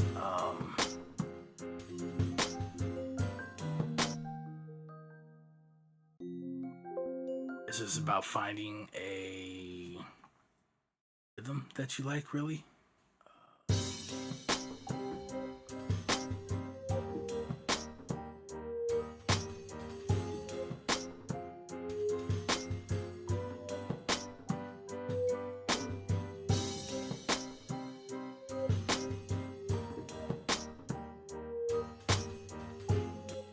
I don't know why, but that's a dub. We're just gonna just that's it. We don't need to look for nothing else. I don't need to scroll for nothing else right now. That was the one. We don't need to go through any more presets. All right, here we go. I was like, wait, there's no way I was that accurate. All right, let's go.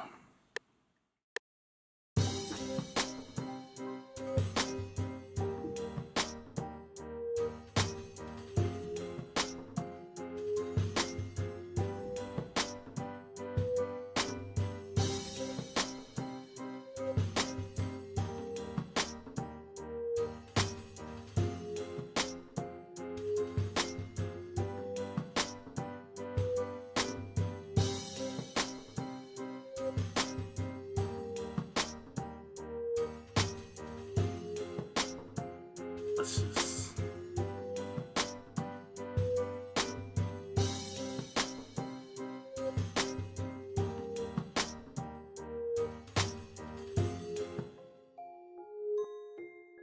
like that little warping sound right there.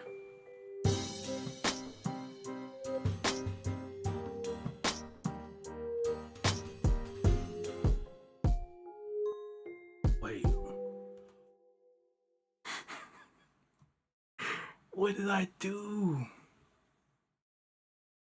I see what I did too. I'm so sorry. And I don't think it's gonna. It really did that, didn't it? Delete it. Delete it. I'm going to do this for everyone, aren't I?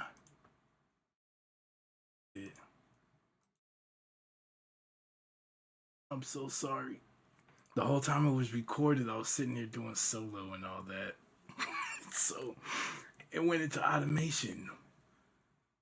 No way. Double check, make sure everything here. Oh, where we at the crash? Gene.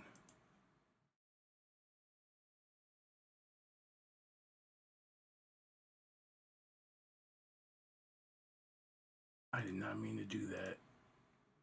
FL's gotten smart now. It's like anything you do, it's just like, oh, we got an automation for that. Okay, well, remember you just did that. That's what you wanted to do.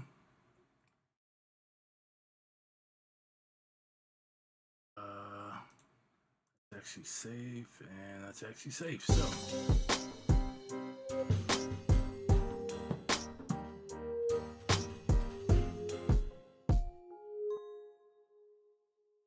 Okay, not safe. Why is it still doing that? There's something else that went down. And I'm scared because, if anything, I'll just redo it. But let's go back. History.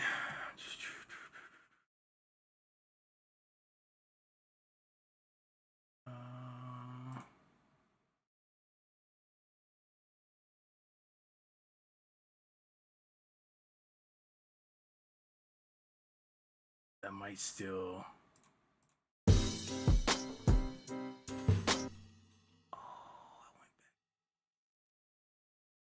That was too far. Look what I did. Almost ruined my own beat. Alright, so let's go in here. This one.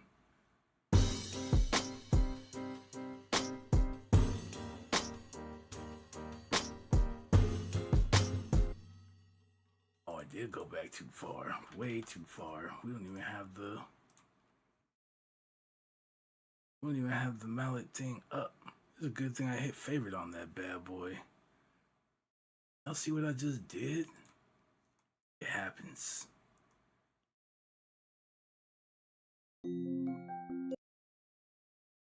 It happens. Alright, there we go. There we go.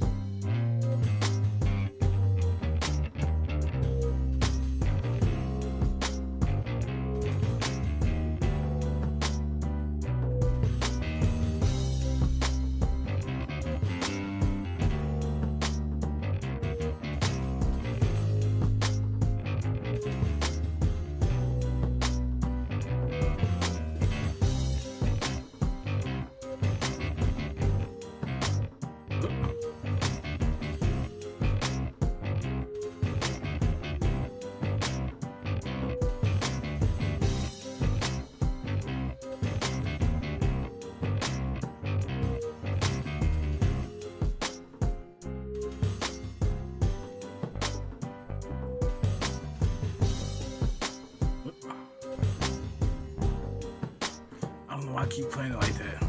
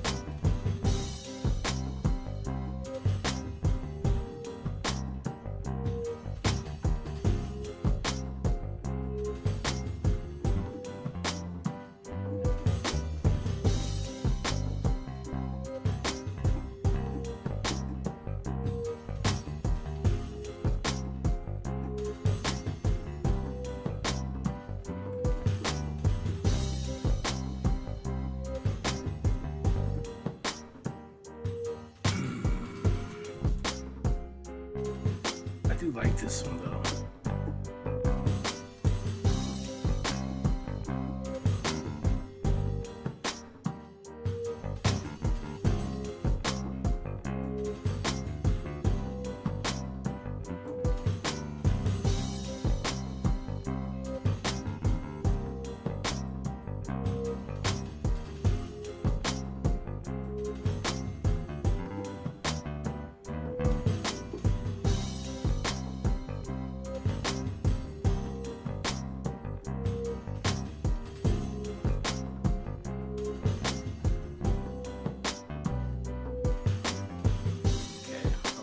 Okay.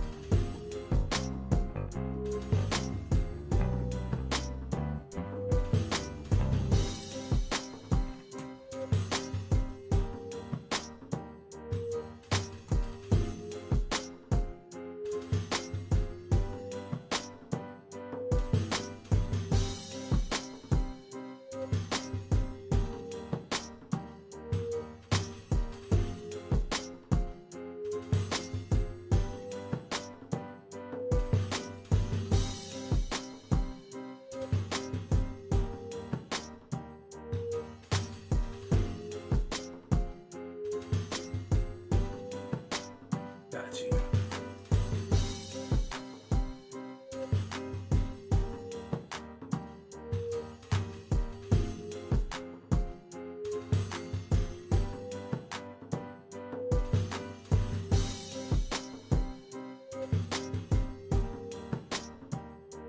I got a plan.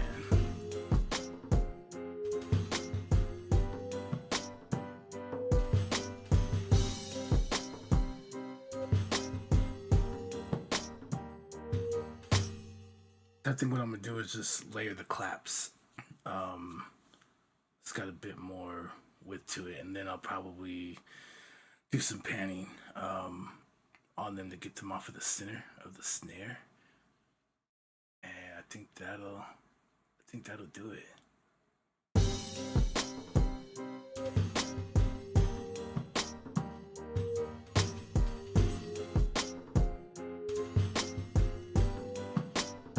But if that's the case, then I kinda hate this just because, you know what, I'll keep it together.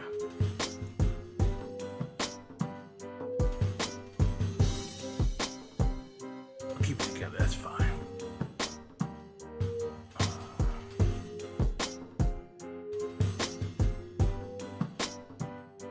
Let's get rid of this really quick.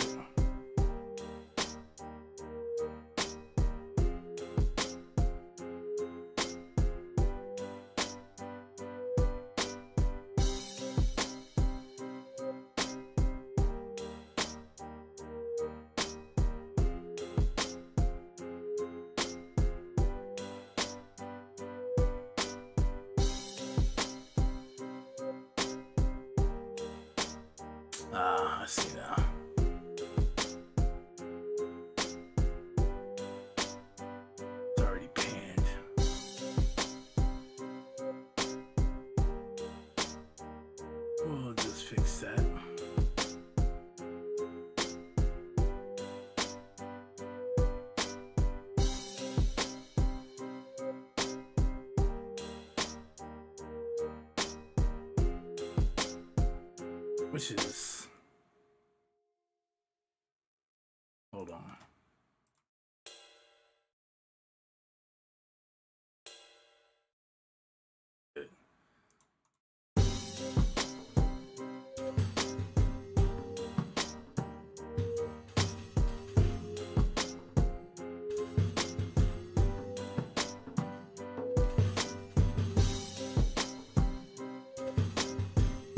I see. Let's put that here. Let's put this here.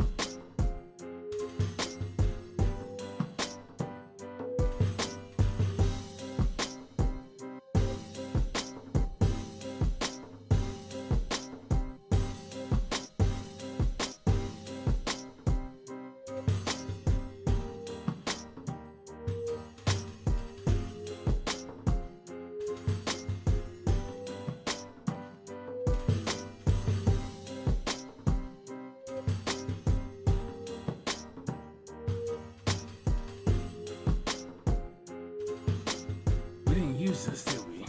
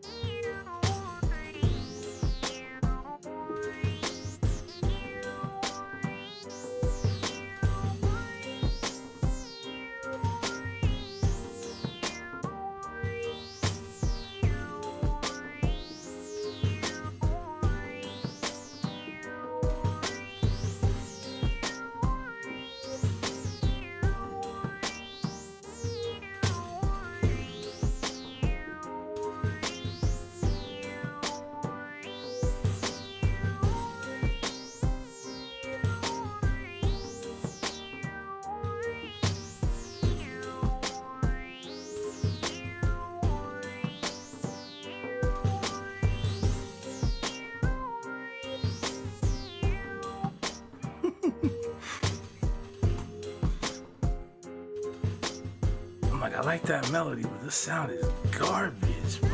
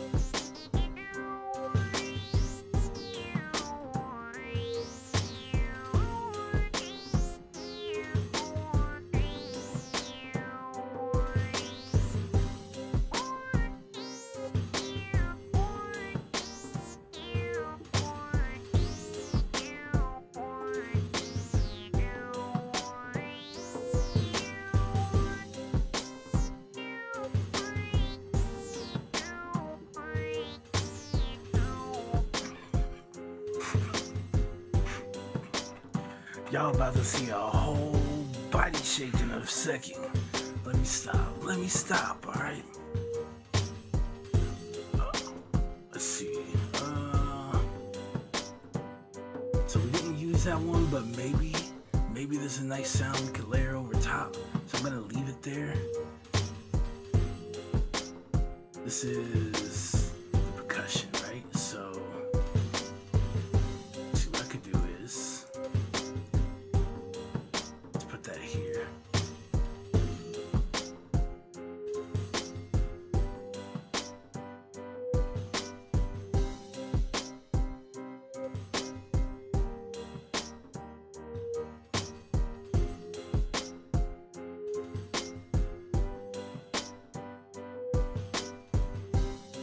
That's okay. And then when we get around to like the mixing part and all that, when we clean everything up, because I just want this in the background, mainly not for not so much for that like lower drum there, which is what's making the loudness, but I like the right. So eventually we'll get to a point where we'll just accent to this thing, so we don't have to hear that so much. It won't be as present, but we'll get that because I want that to fit in with the drums. Okay, and I want my like kind of treat it like you would a drum loop, right? You got a drum loop, it's got its own kick and snare and all that, but you might want to add your own, right? Maybe you don't like that kick and that snare that's on it, or maybe you're just trying to use it just to make your own kick and snare sound a little bit, thicker or fuller, right? Plus the added, the way the hats are playing or the drummer's playing, right? That stuff that's kind of filling in between adds movement to your own drums. So you filter out, right? The low end where the kick is and all that, and then kind of a little up higher, right? You don't keep everything, but you just kind of want that like center. You just want that middle piece there kind of stand out, and that's what we're gonna do with this, right? So that way we can get that part in there. That's what we're gonna want. So we don't want this, this low end that's coming in right here, but that's what's causing the volume spike here with this. But once that gets cut into,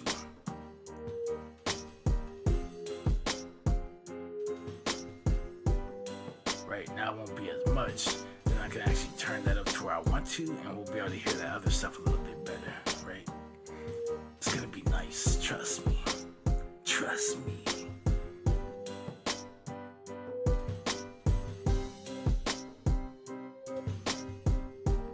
Alright.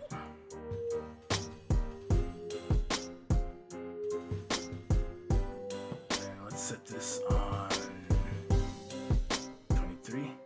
Now we can kind of hear things a little bit better, right? It's still not like clear or anything, but that's okay. We're not there just yet. But all we want to do is just get all of our volumes adjusted so we can actually hear all the elements in our track. Okay, so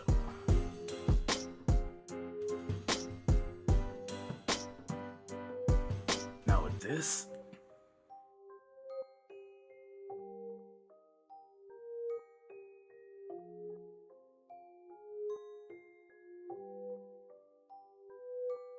we might do,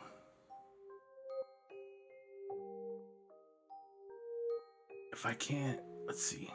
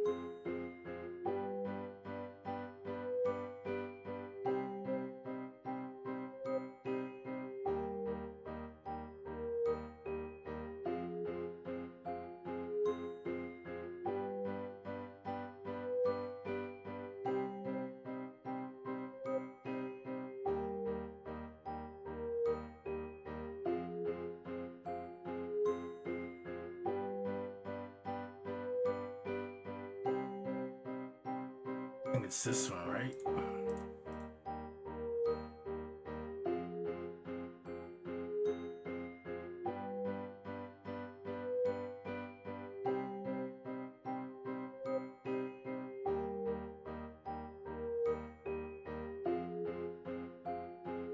Well, this we can always just turn the other.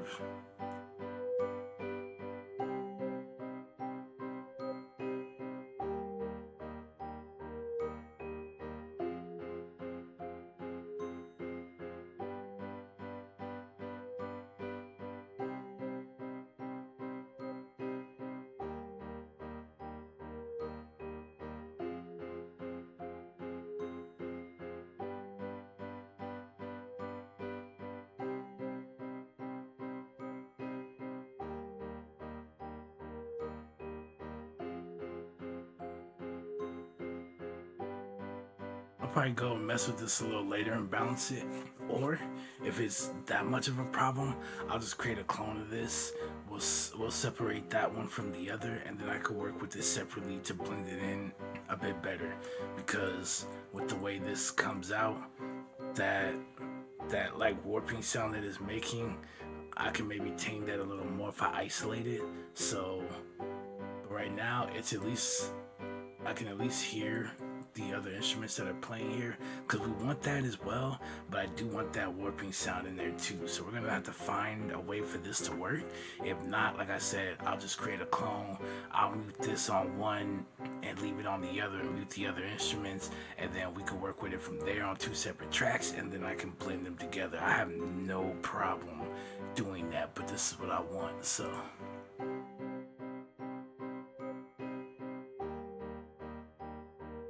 and this piano's a bit loud too, so that kind of helps. Yeah.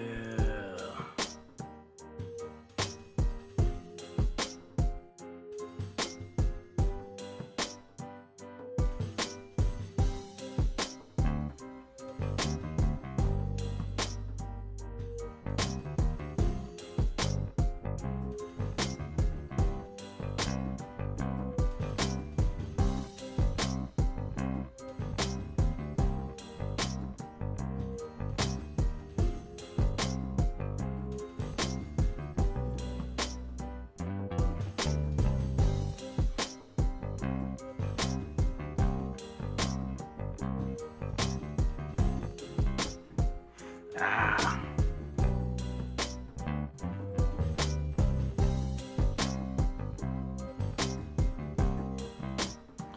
Come on, man. They're not ready for this, man.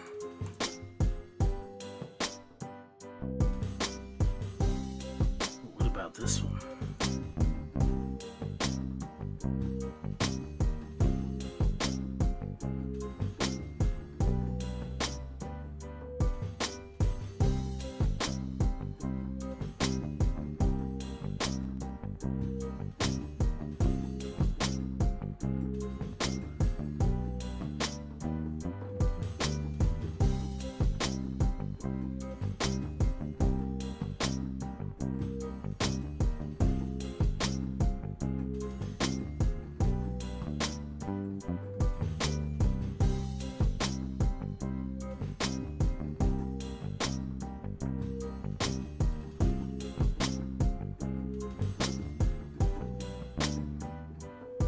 Ah.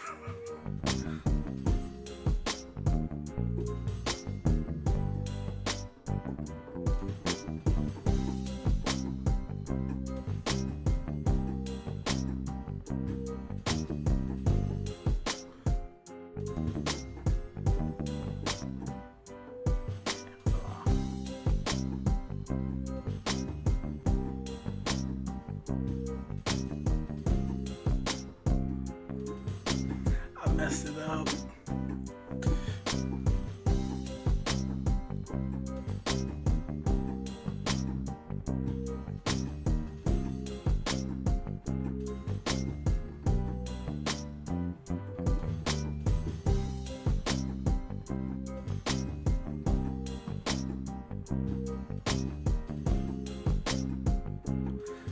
I do want to change that too, so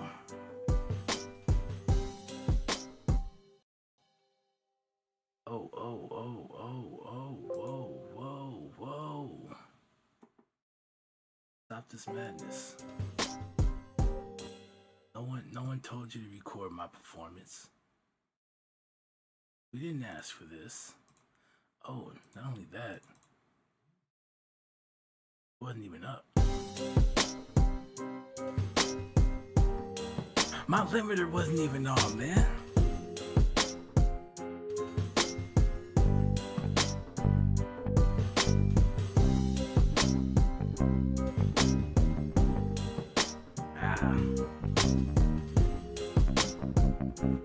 So I do want to, or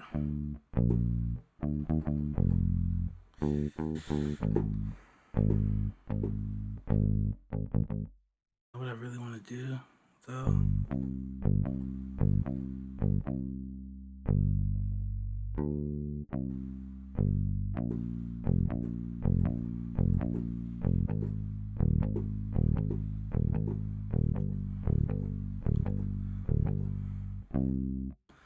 Maybe it sounds good like that, but I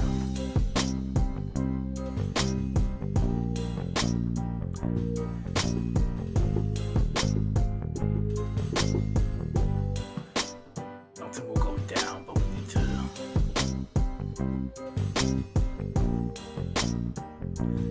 Maybe not this. I like this.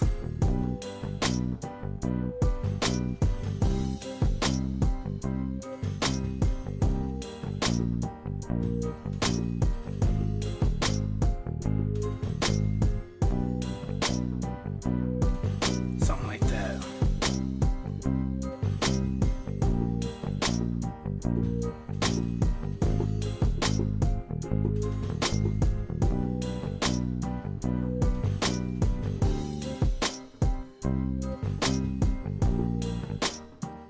Okay.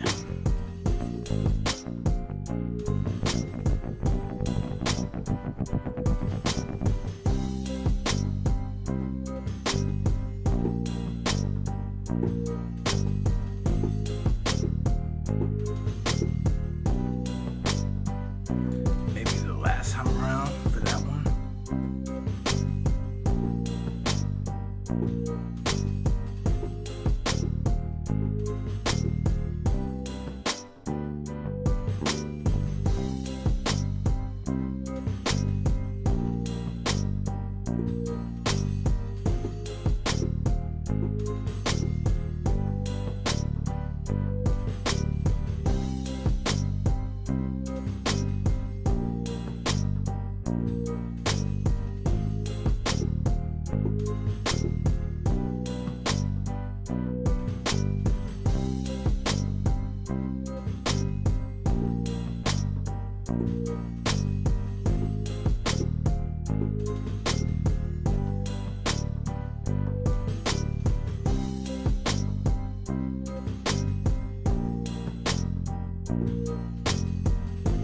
Oh, now it sounds right. Okay.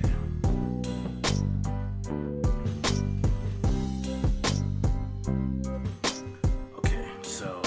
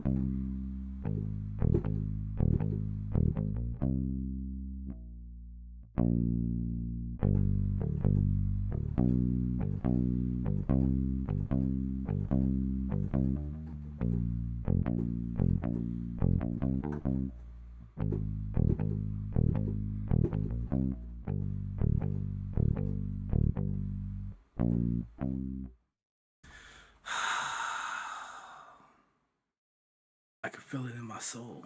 I'm gonna butcher it.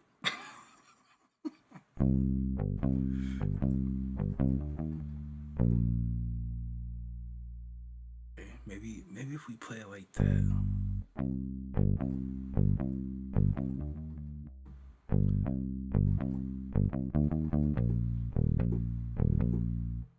Sorry.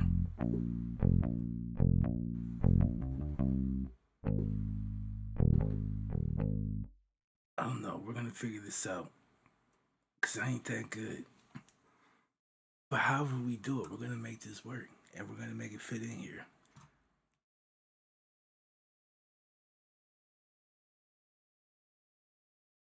But I actually like that. I like that. I like that. I like that bass line. Um,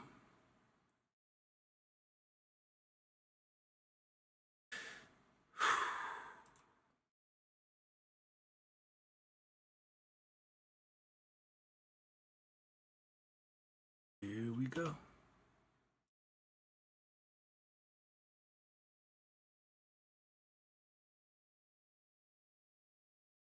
All right. So again, I don't know how we're gonna do this, but I gotta make it work. I gotta make it work. So.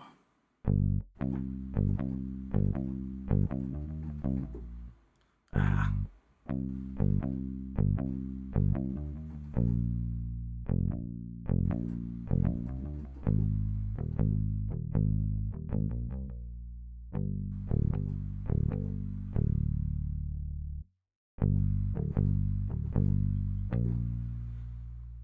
Maybe something like that.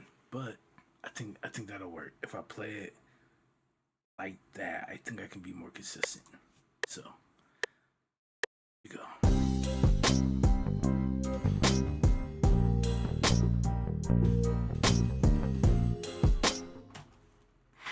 And the first thing I did was butcher it.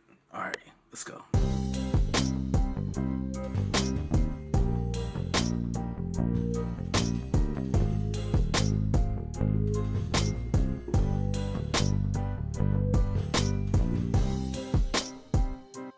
Okay. That was happy. That was happy. I was happy about that. Okay, cool.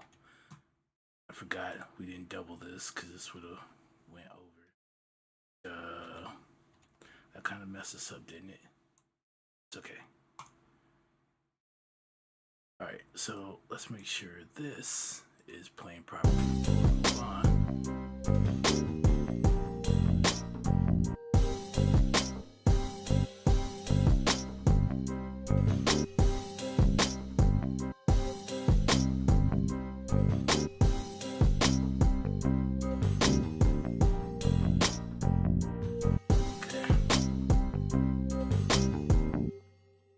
So since we think we are sure that it's just off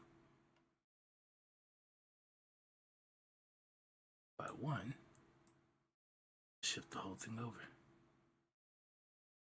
Yeah, makes sense. And then let's pray.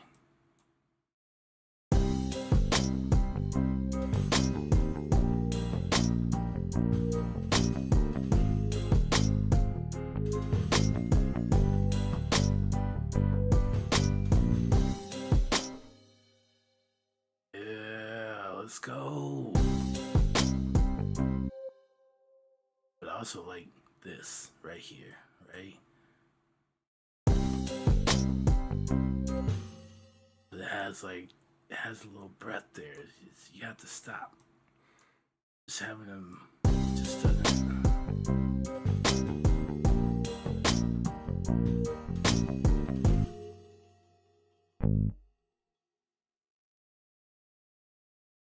Unless you got like a ton of fingers to be able to play every note without stopping or moving off of something to play on something else, or unless you're like the fastest human being alive and you can play so fast to where it sounds like there's no pause between the notes, by all means.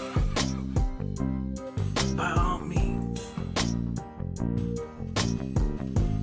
I'm gonna get something for here too.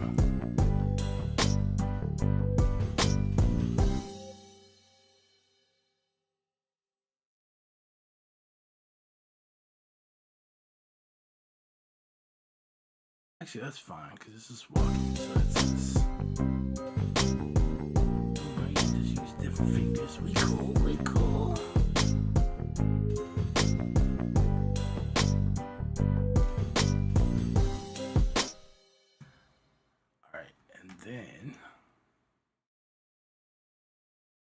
a shortcut. Don't tell anybody. All right. Take a shortcut.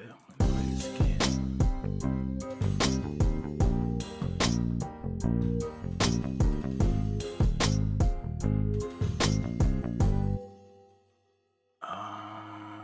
So we could change both of these here.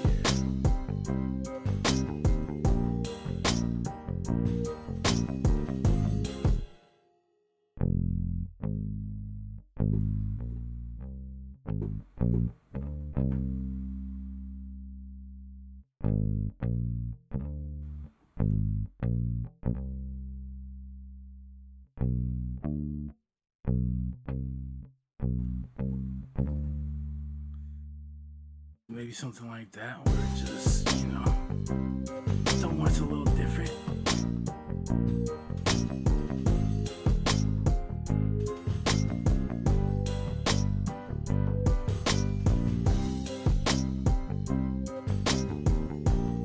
I do want to get something just a little different, and that way you kind of know we're at the end, right? And we're about to start over.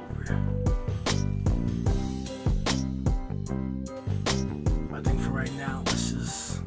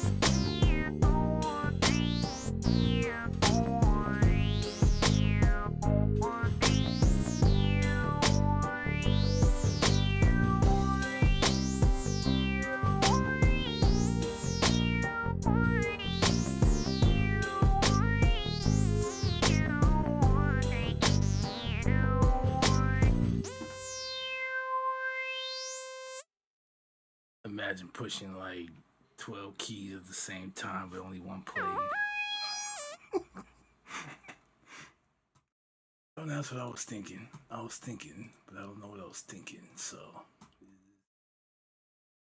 it is what it is, man. All right, stop judging me. All right, so let's go. Could go back through here.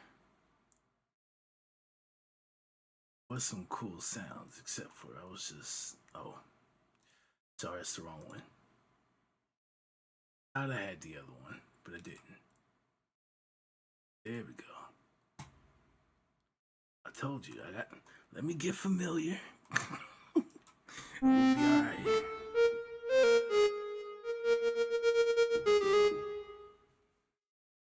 This might not be the one. We might go back through complete.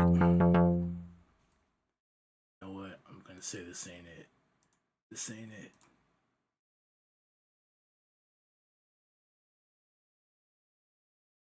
Place it. Go to complete control. Just like that. Alright, so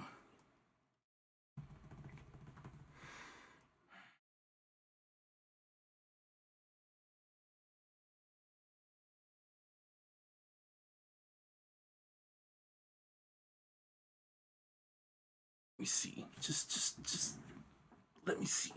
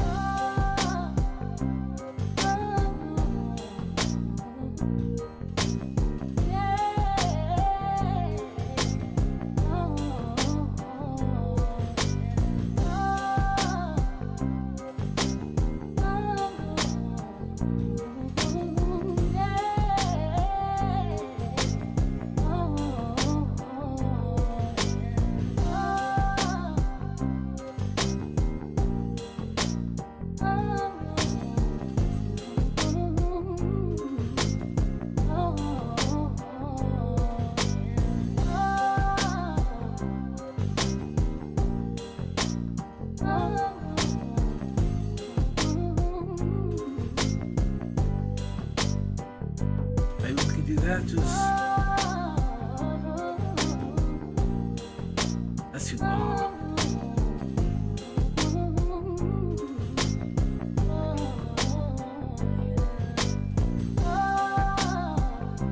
I just like cutting it right there and then.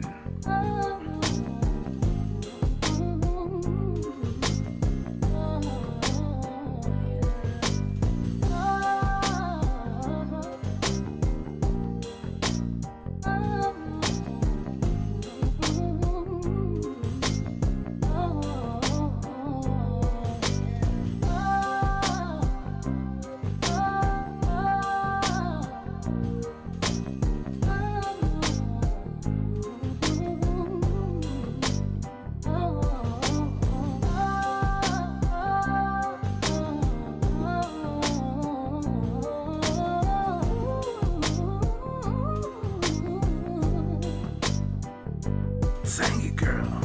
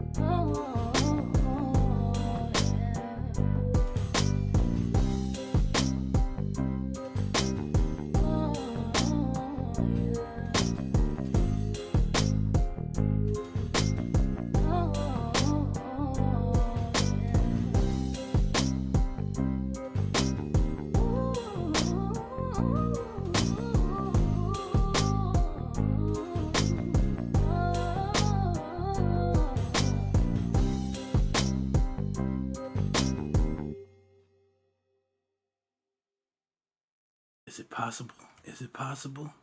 Let's see.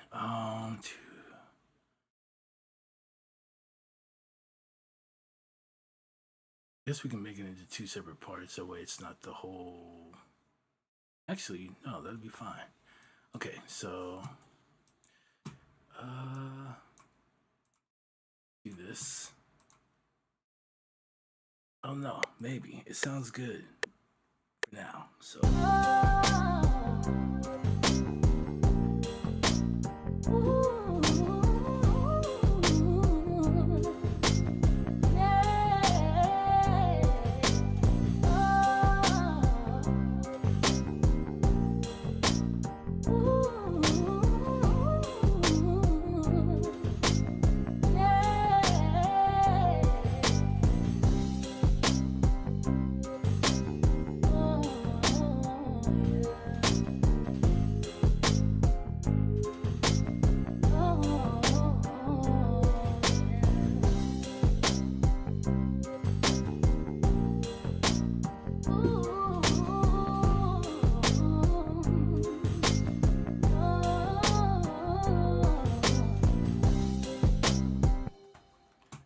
Okay, so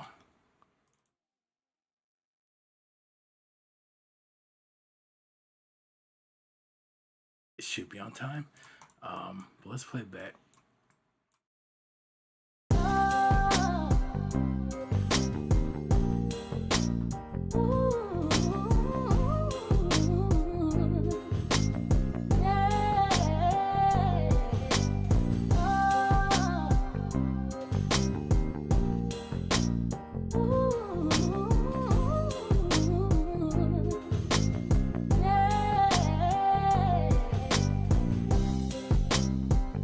That's fine.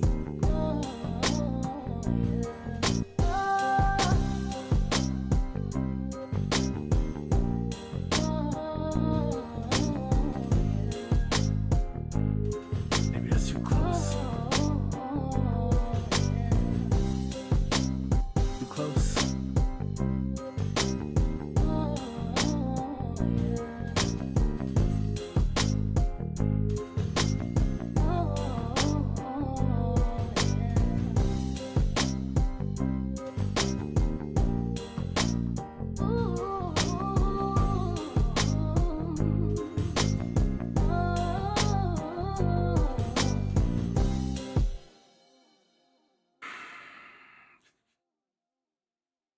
So play.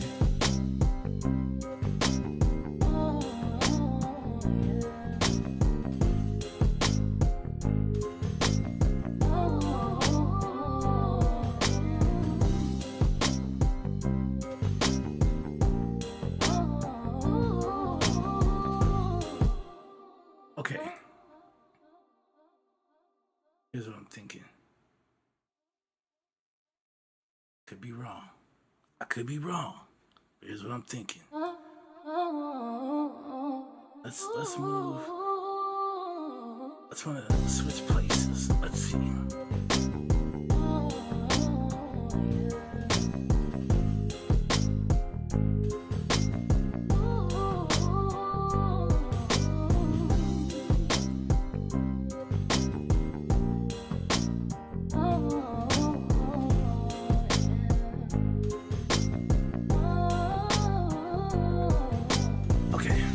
So, what do we do here?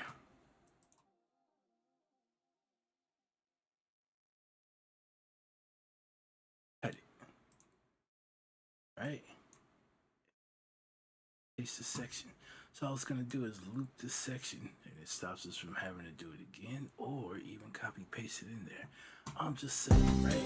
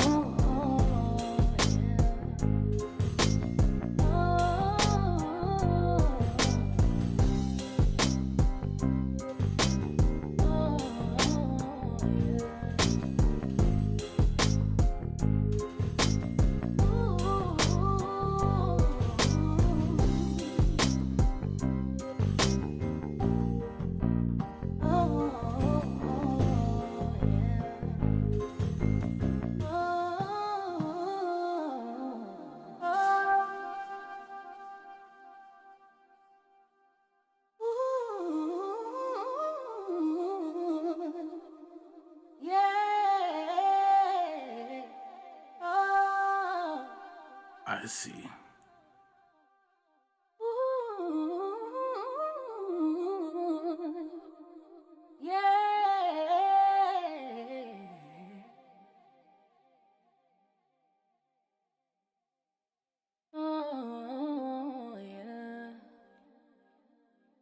And the reason why I'm going to take this off is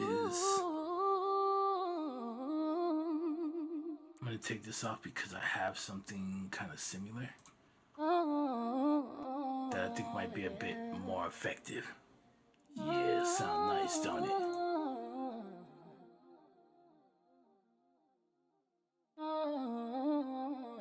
And that sounds better than what I'm getting from this. And there might be something else going on behind the scenes too. It's clean. It's clean. You hear me? That's clean.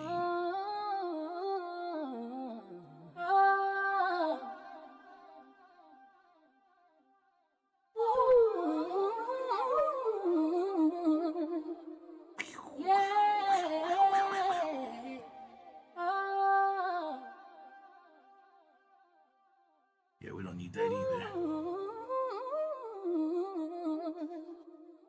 That's all I need. Little delay, little reverb, and a chorus. That's it. That's all we need. That bad boy sounds clean, don't it? Alright.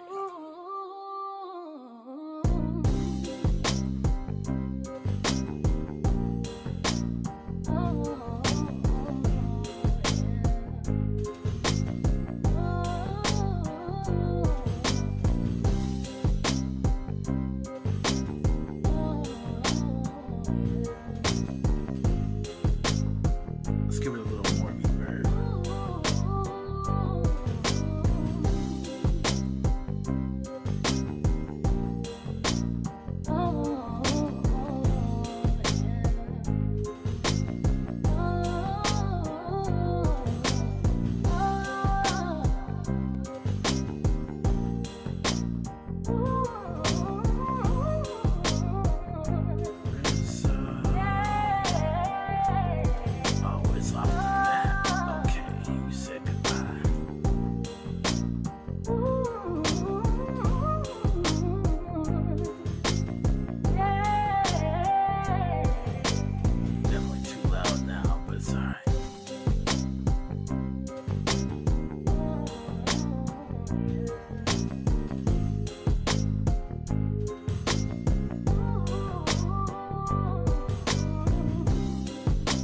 Something like that, right?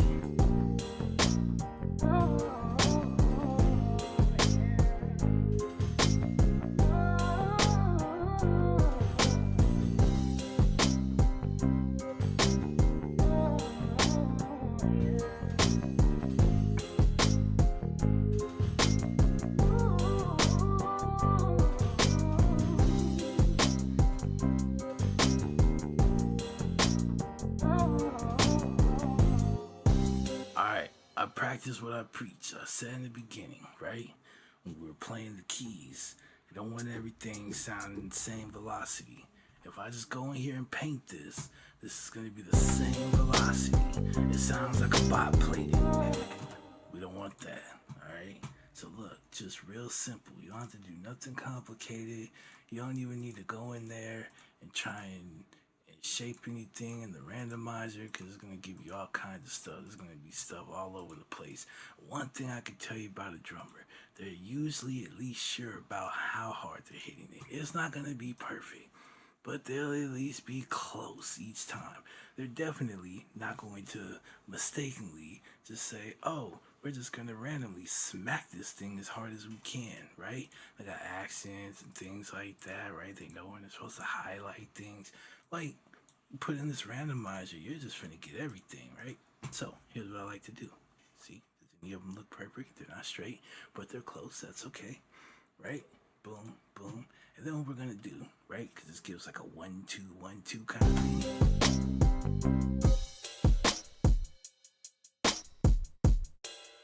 1 2 1 2 1 2 1 2 1 2.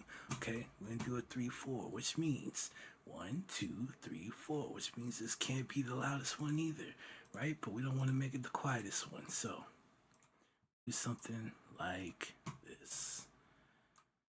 And if you're gonna have it the same like this, you can maybe just do one section, copy paste it over, right? But whatever, I'm working, it's fun for me. So 1 2 3 4 1 2 3 4 1 2 3 4 1 2 3 4 1 2 3 4 1 2 3 4 1 2 3 4 1 2 3, right? Now we got some kind of flowing little rhythm. So even if we want to come in and like kill the drums and the snare, right? Like you still have this, right? That one is the hardest hitting one. The rest are kind of. That's what we want, right there. All right.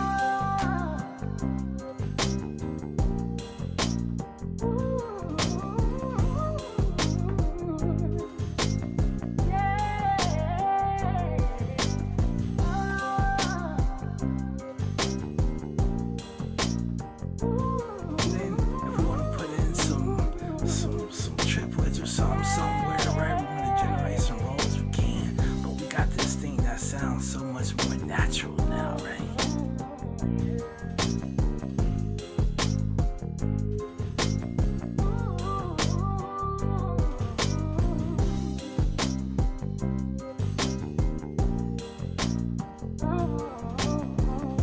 Okay, so what I want to do is put this on 3, this on 4. Everything is to at least put on the channel. So we're going to sort by the track number.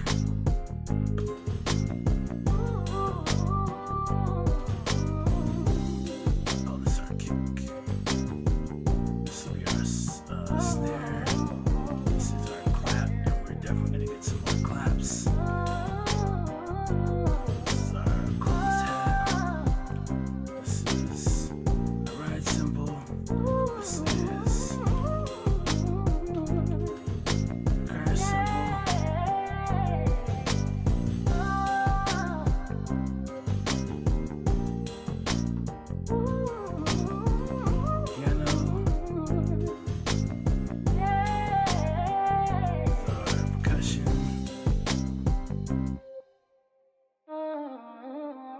these are our vocals. As you can just say whatever, it's just vocals. Alright. Let's just call this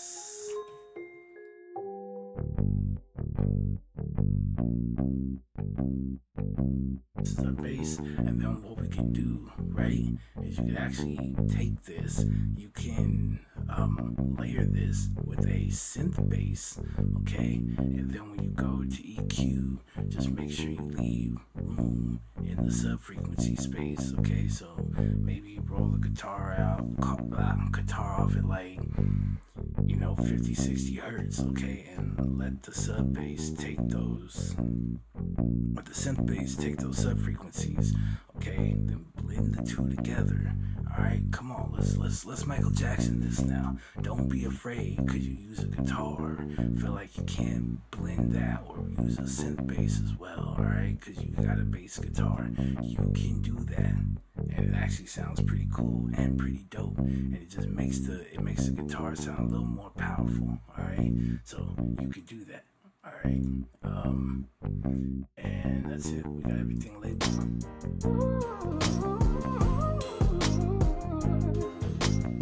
Alright, so now I can highlight these. Let's go here to the track where our kick is. We're gonna right click. We're gonna go to channel routing, and we're gonna start from this channel. It's gonna write everything in for us. Okay. If I didn't have these routed, it would automatically insert them into a track and it would number it. But I already got it numbered, so I got to see my volumes when I'm gang staging. Alright, I'm not just gonna try and hear that out. I'm sorry, I just don't. I can, but I like looking at it. I like getting the most out of every track. So I hear it, but I also see it too, and I go, we can push that a little more. But are you sure? sure. Trust me.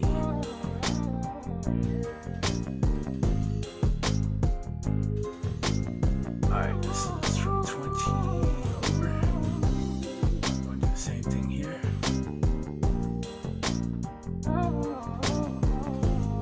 Yeah, alright. Then we can take. I'm probably. I still think I'm gonna add one more sound. We'll route this. We'll have our instrument bus. Whoa, whoa, whoa now.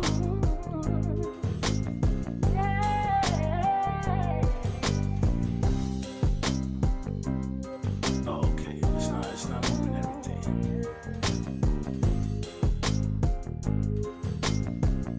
There we go. Alright.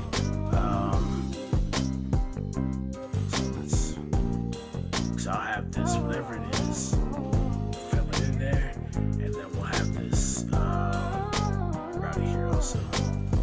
Alright, and I just want something in the chorus. I think this is full enough to have for like a verse. I got plenty of stuff I can either take out whenever I want to, right? And it doesn't necessarily have to play in the verse. Okay, we got so many options.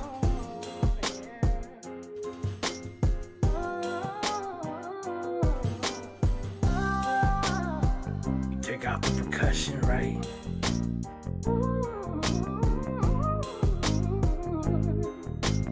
We got options here, so this is cool. I like this loop because from this loop now we can pick it apart and we can create arrangements with this. Alright. Could we create something completely new as well, like a separate idea? Absolutely. But if you want to know if a loop is good, after you create that loop, you should be able to break it apart and you should be able to get a complete song out of it. That's all I'm saying. That's all I'm saying. If you don't believe me, don't try it. Don't try it. You're watching me do this live. Don't try it. So I always say to myself, if I can get at least 4 melodic elements to play nice together, oh, we're good. We got a song. If not, you can still make it work, sure, but it ain't gonna feel like it was like, you're not gonna feel really strong about it. You want to have those different elements, and then they don't have to always all play. Okay, maybe when the chorus comes in, okay, it does that, but once we get out of the chorus, maybe we don't have these other things, some of these other things that are playing, you know?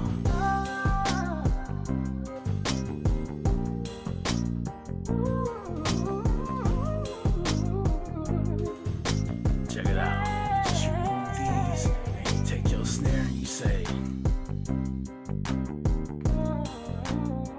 you see how all of a sudden you like, whew, you know what I'm saying? Like, yo.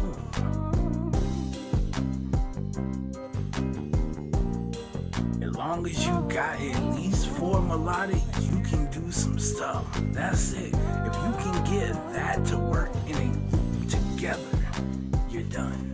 You're done. You don't need to do anything else if you don't want to. You don't need to.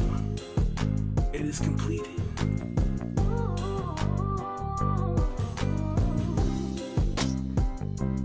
Like I said, you got other stuff. You got, percussion and thing, or your drums in the background. Maybe you take out the snare when it comes in, let it breathe. There's a clap that comes in. You might have some effects that are running or something like that, right? And you can introduce those into the verse. It can be something completely different that's not even in the chorus that they've never heard to have in there, but you can keep changing these other things out too, and these turn into other ideas as well without you having to go and create like a complete change up or anything like that. But like I said, depending on the genre you're working with, some tracks, you got your bridges and stuff like that, right?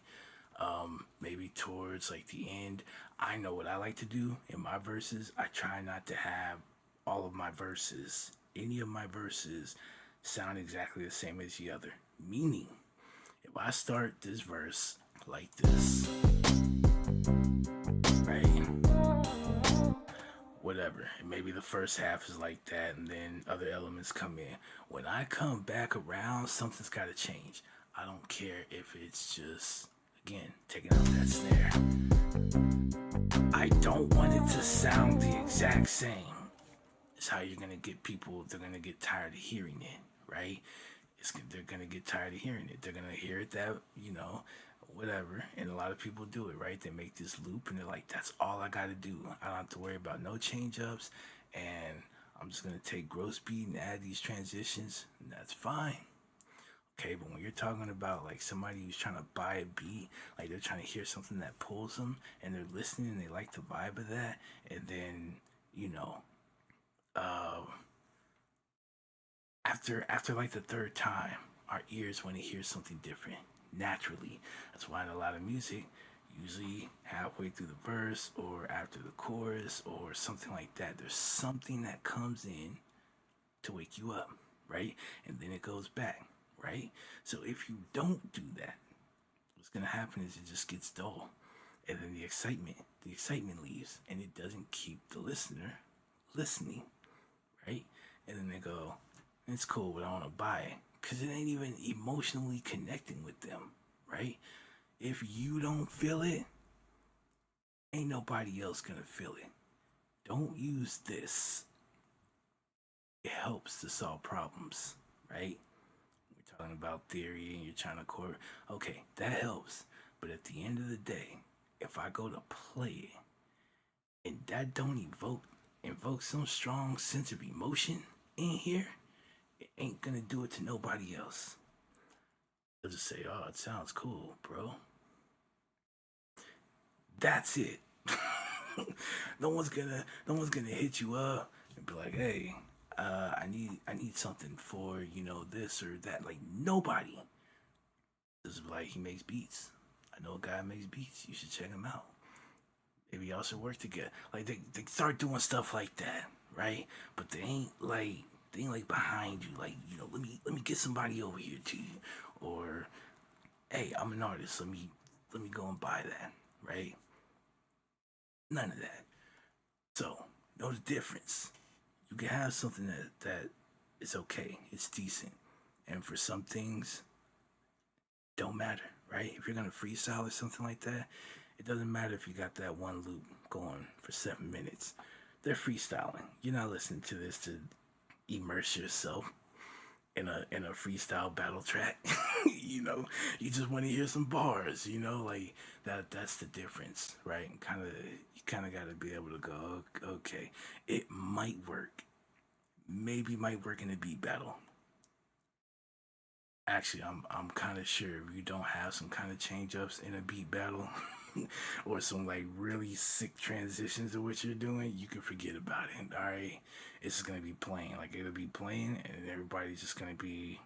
You might have a couple people going like this because they're one of those. I like the bass mother looking. All right, you might have one of those guys, but you ain't finna have like the crowd rocking, right? You gotta be able to change it up. There's gotta be some different stuff going on. Put some thought into it. But like I said, if you can get at least four, it's our piano, these are the mallets, it's the bass, and of course the vocal is also a melodic instrument. Um, and then we have some percussive stuff here. And I do, like I said, I want to get one more into the chorus just to make it sound grand, okay? To let you know we there. I can get that in there. This is a wrap, man. Cause just on this alone, I got enough to sit here and change this up for the next three verses, leading to the outro, right? And then even then, we could probably do something really cool there, like um, this stuff can come out.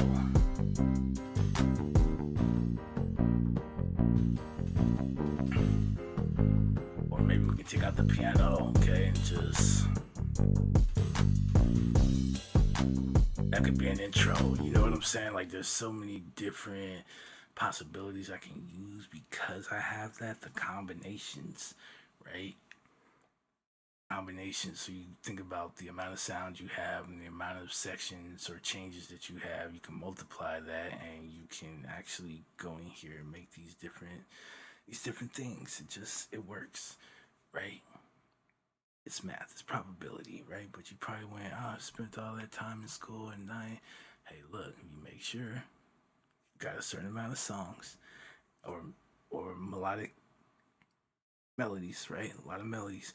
Then you can take those melodies and kind of multiply them within each other and say, I got blank possible outcomes that I could do here. They might not all work, but I got blank possible. Where can I fit these in? Bam. There you go.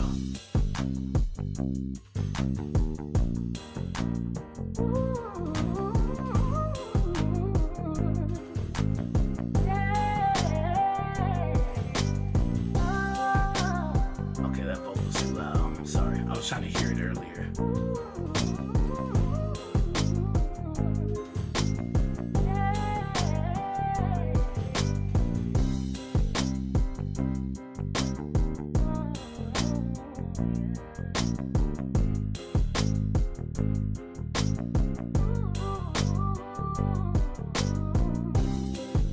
Like I said, you can always have, other little stuff just kind of flutter in there, right?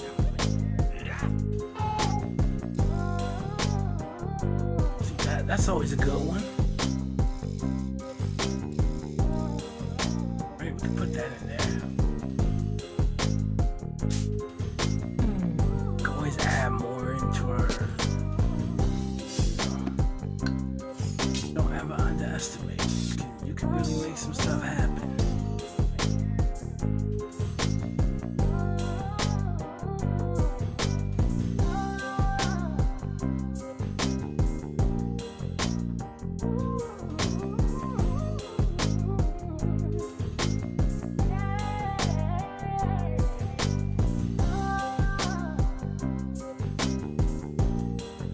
Saying you can just slowly go in here and add stuff. This is gonna make it sound really dope, and then you'll have a lot of things you can play with and up here. And once you have something that's very consistent, like it doesn't have to change every 2 seconds, but just have something that's consistent. Create something, form a pocket, right? Have something where it just has that consistency. You can count on that part every time. It's gonna sound good every time it come around. All right, you good to go. Was it this one? This could be one of our open hats, and we have the right symbol that plays right here. So I can put that.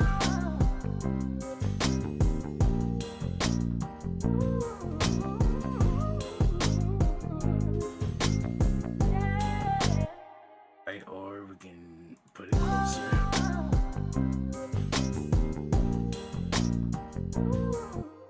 Right? And just kind of create some kind of something. But you get that base, you get that like foundation, and then the rest of it, man, it's like little stuff. That's why you'll hear me be like, all right, I say this beat's like 90% done. It just needs some little dings and whistles. I'll go do that off stream, right? Like I'll spend my time scrolling through some stuff or whatever. Maybe I'm trying to look for a new sound or something. Maybe I'm tired of kind of picking the same ones I've been picking. And I'll go and I'll find something, and then I'll come back. I'll be like, all right, it's finally done, guys. Let's mix it down, and then we'll do that. But as far as that, like without adding this extra stuff in here, you hear it, and I'd be like, what else should I add? And you'd be like, I don't think you should add anything. And then you're struggling because you're going, nah, I don't think it's it. It's missing something, whatever. That's you, right? That's you as the creator, right? Wanting something a little more from it, but a lot of times the person hearing it, to them, I've heard it one too many times, and I had to tell one too many people, hey, I don't think this is 100%. It is not leaving my hands. I'm standing firm on that. I don't care. I don't care if I miss out on money. I don't care if I miss out on opportunity. If I feel like what I'm about to release is gonna be garbage or is not gonna showcase the best of my ability here, then I'm not gonna do it. Right? It's a different thing if I do and it gets out there and I go, it's garbage. At least I know I put my best effort forward. Then I go back and ask myself questions. Where'd I go wrong? Blah blah blah blah blah blah. I'm not gonna have do something and then someone go that's garbage and go, well, he wanted it like that. Because at the end of the day, it's on you, right? It starts with you. Can't nobody take nothing away from you that's yours. You have to give it to them, right? You gave them that half-ass dumb beat. You knew it. So when it came back to you, don't get defensive about it. Just be like, you're right. Say you're right. Move your ass on. That's all you gotta do. That's all you gotta do. I'm gonna keep it real with you. Don't do half-ass and then get mad when somebody's saying you half-ass. That's all I'm saying.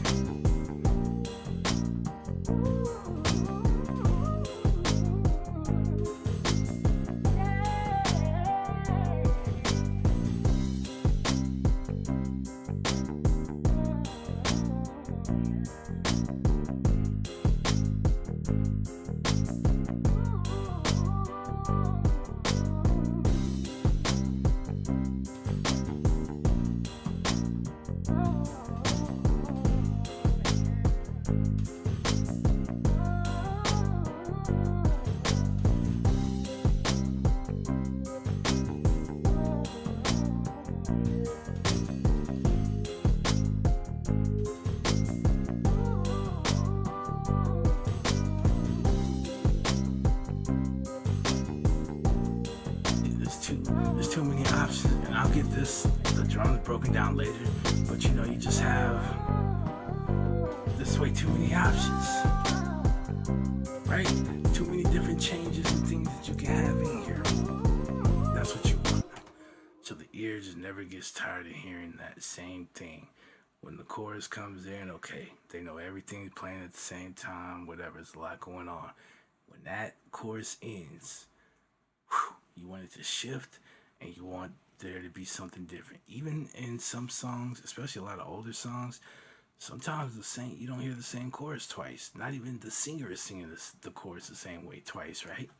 They might sing that main part of the hook and then the ad libs be different, right? That second time around, that third time around, they might get a little more into it. They might be going, I can't believe, right? And they're just like they're going like it shifts every time, right? You want to be like that. Your music wants to be like that.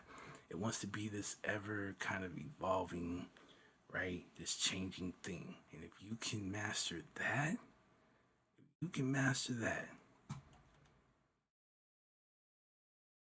let's start looking at you different. I'm just telling you, take it from me. All right, just trust me on that.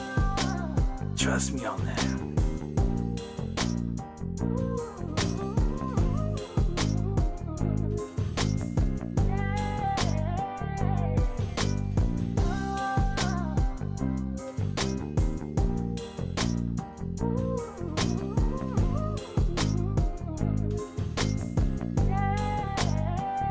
So I think what I'll do is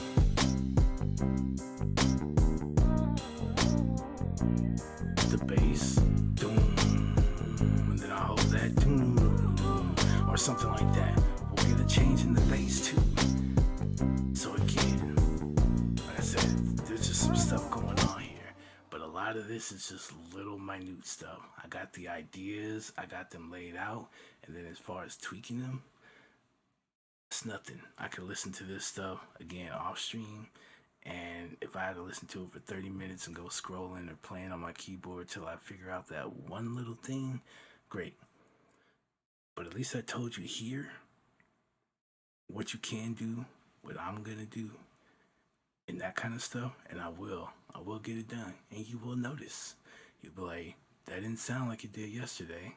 I see where he made some changes. And be ready for the mix down, all right? So let me save this bad boy because we're gonna ride out of here. It's already been 3.5 hours. No, I haven't been making this beat for 3.5 hours, but definitely did a lot of talking. Definitely in music theory, it's kind of what I want to do a little bit. I'm not the expert. I'm still learning, but I want to share what I know, right?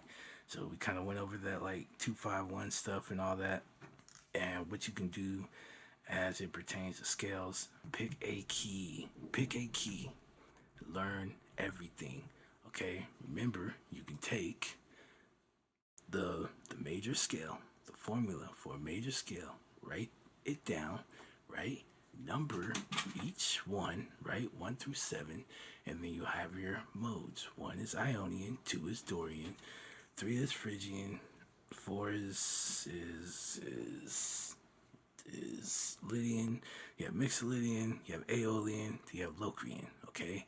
And all you have to do is to form those scales, pick a number, right? Look at that scale. So you want to make a Phrygian scale, it's 3, okay? Take 1 and 2 here, put it at the end. That's going to show you the formula for that scale. Play that scale out, make the chords. Chords are every other note, okay? Form all the chords out. Now you have your options. Start putting them together. You're going to start making some interesting things. You're going to hear some things you probably heard in rock songs and stuff like that, right? Everyone's not just using major and minor scales, natural minor scales, okay? Learn in one key. I don't care if it's C. I don't care if it's E, F, E flat. I don't care what it is. Take it. Learn how to do each of those modes starting from that key. All right? So, yeah, you picked Phrygian. Start on C and follow that. All right? You're going to go whole step, whole step, whole step, half step, whole step, whole step, half. Like, do that, okay? Form that scale and do the learn all you can in that key. Learn the 251, learn the 736, learn this stuff, okay? Learn what it sounds like, because you're gonna notice there's almost no song that doesn't do something or another, right?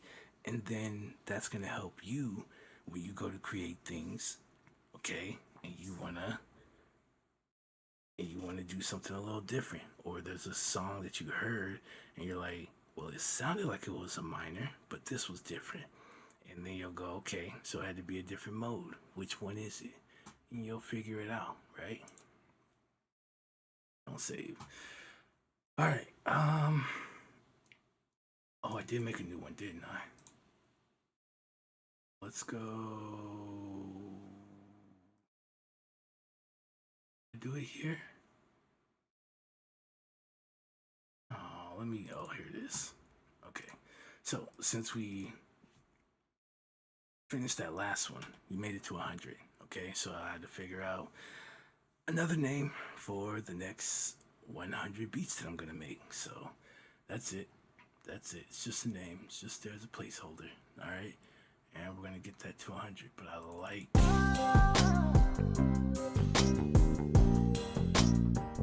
I don't know. We might even speed this up. You don't know. We might come back to a slightly different, more energetic track. However it is, this is dope. I like this, alright? So, let's exit out. Okay, and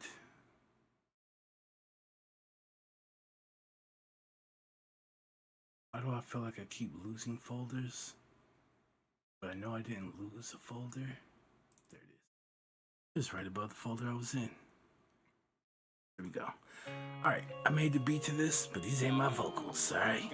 Appreciate you guys for stopping by. I will try and be on tomorrow, again, 7 p.m. Central Standard Time. Happy birthday to my brother, and sorry I was late. Let's do this again, alright? Stay kind, be humble, destiny or fate. You're the eight, karma's in full effect. Y'all be safe out there. Peace. High stakes, I got more at stake than Billy. Chopping free, copping 3 dudes fee, but I yes is fully loaded. Yes, bouncing in the Lex Luger, tire smoke like Buddha. 50 G's to the crap shooter. Players can't fade me. Chrome stops beaming through my peripheral. I see you scheming. Stop dreaming, I leave your body steaming. Brothers is fiending, what's the meaning? I'm leaning on any player intervening with the sound of my money machining. My cup running over with hundreds. I'm one of the best players that done it. 6 digits and running, y'all brothers don't want it. I got the Godfather flow, the Don Juan, the Mongo. Swear to God, don't get it twisted.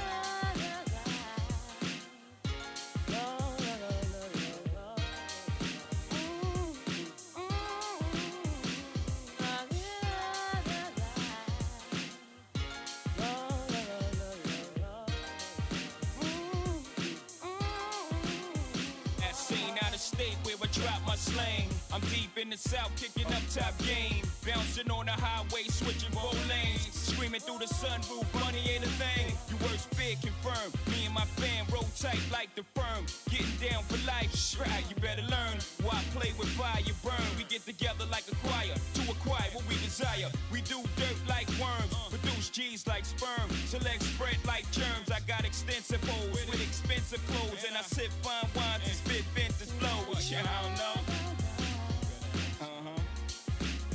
She can't knock the hustle.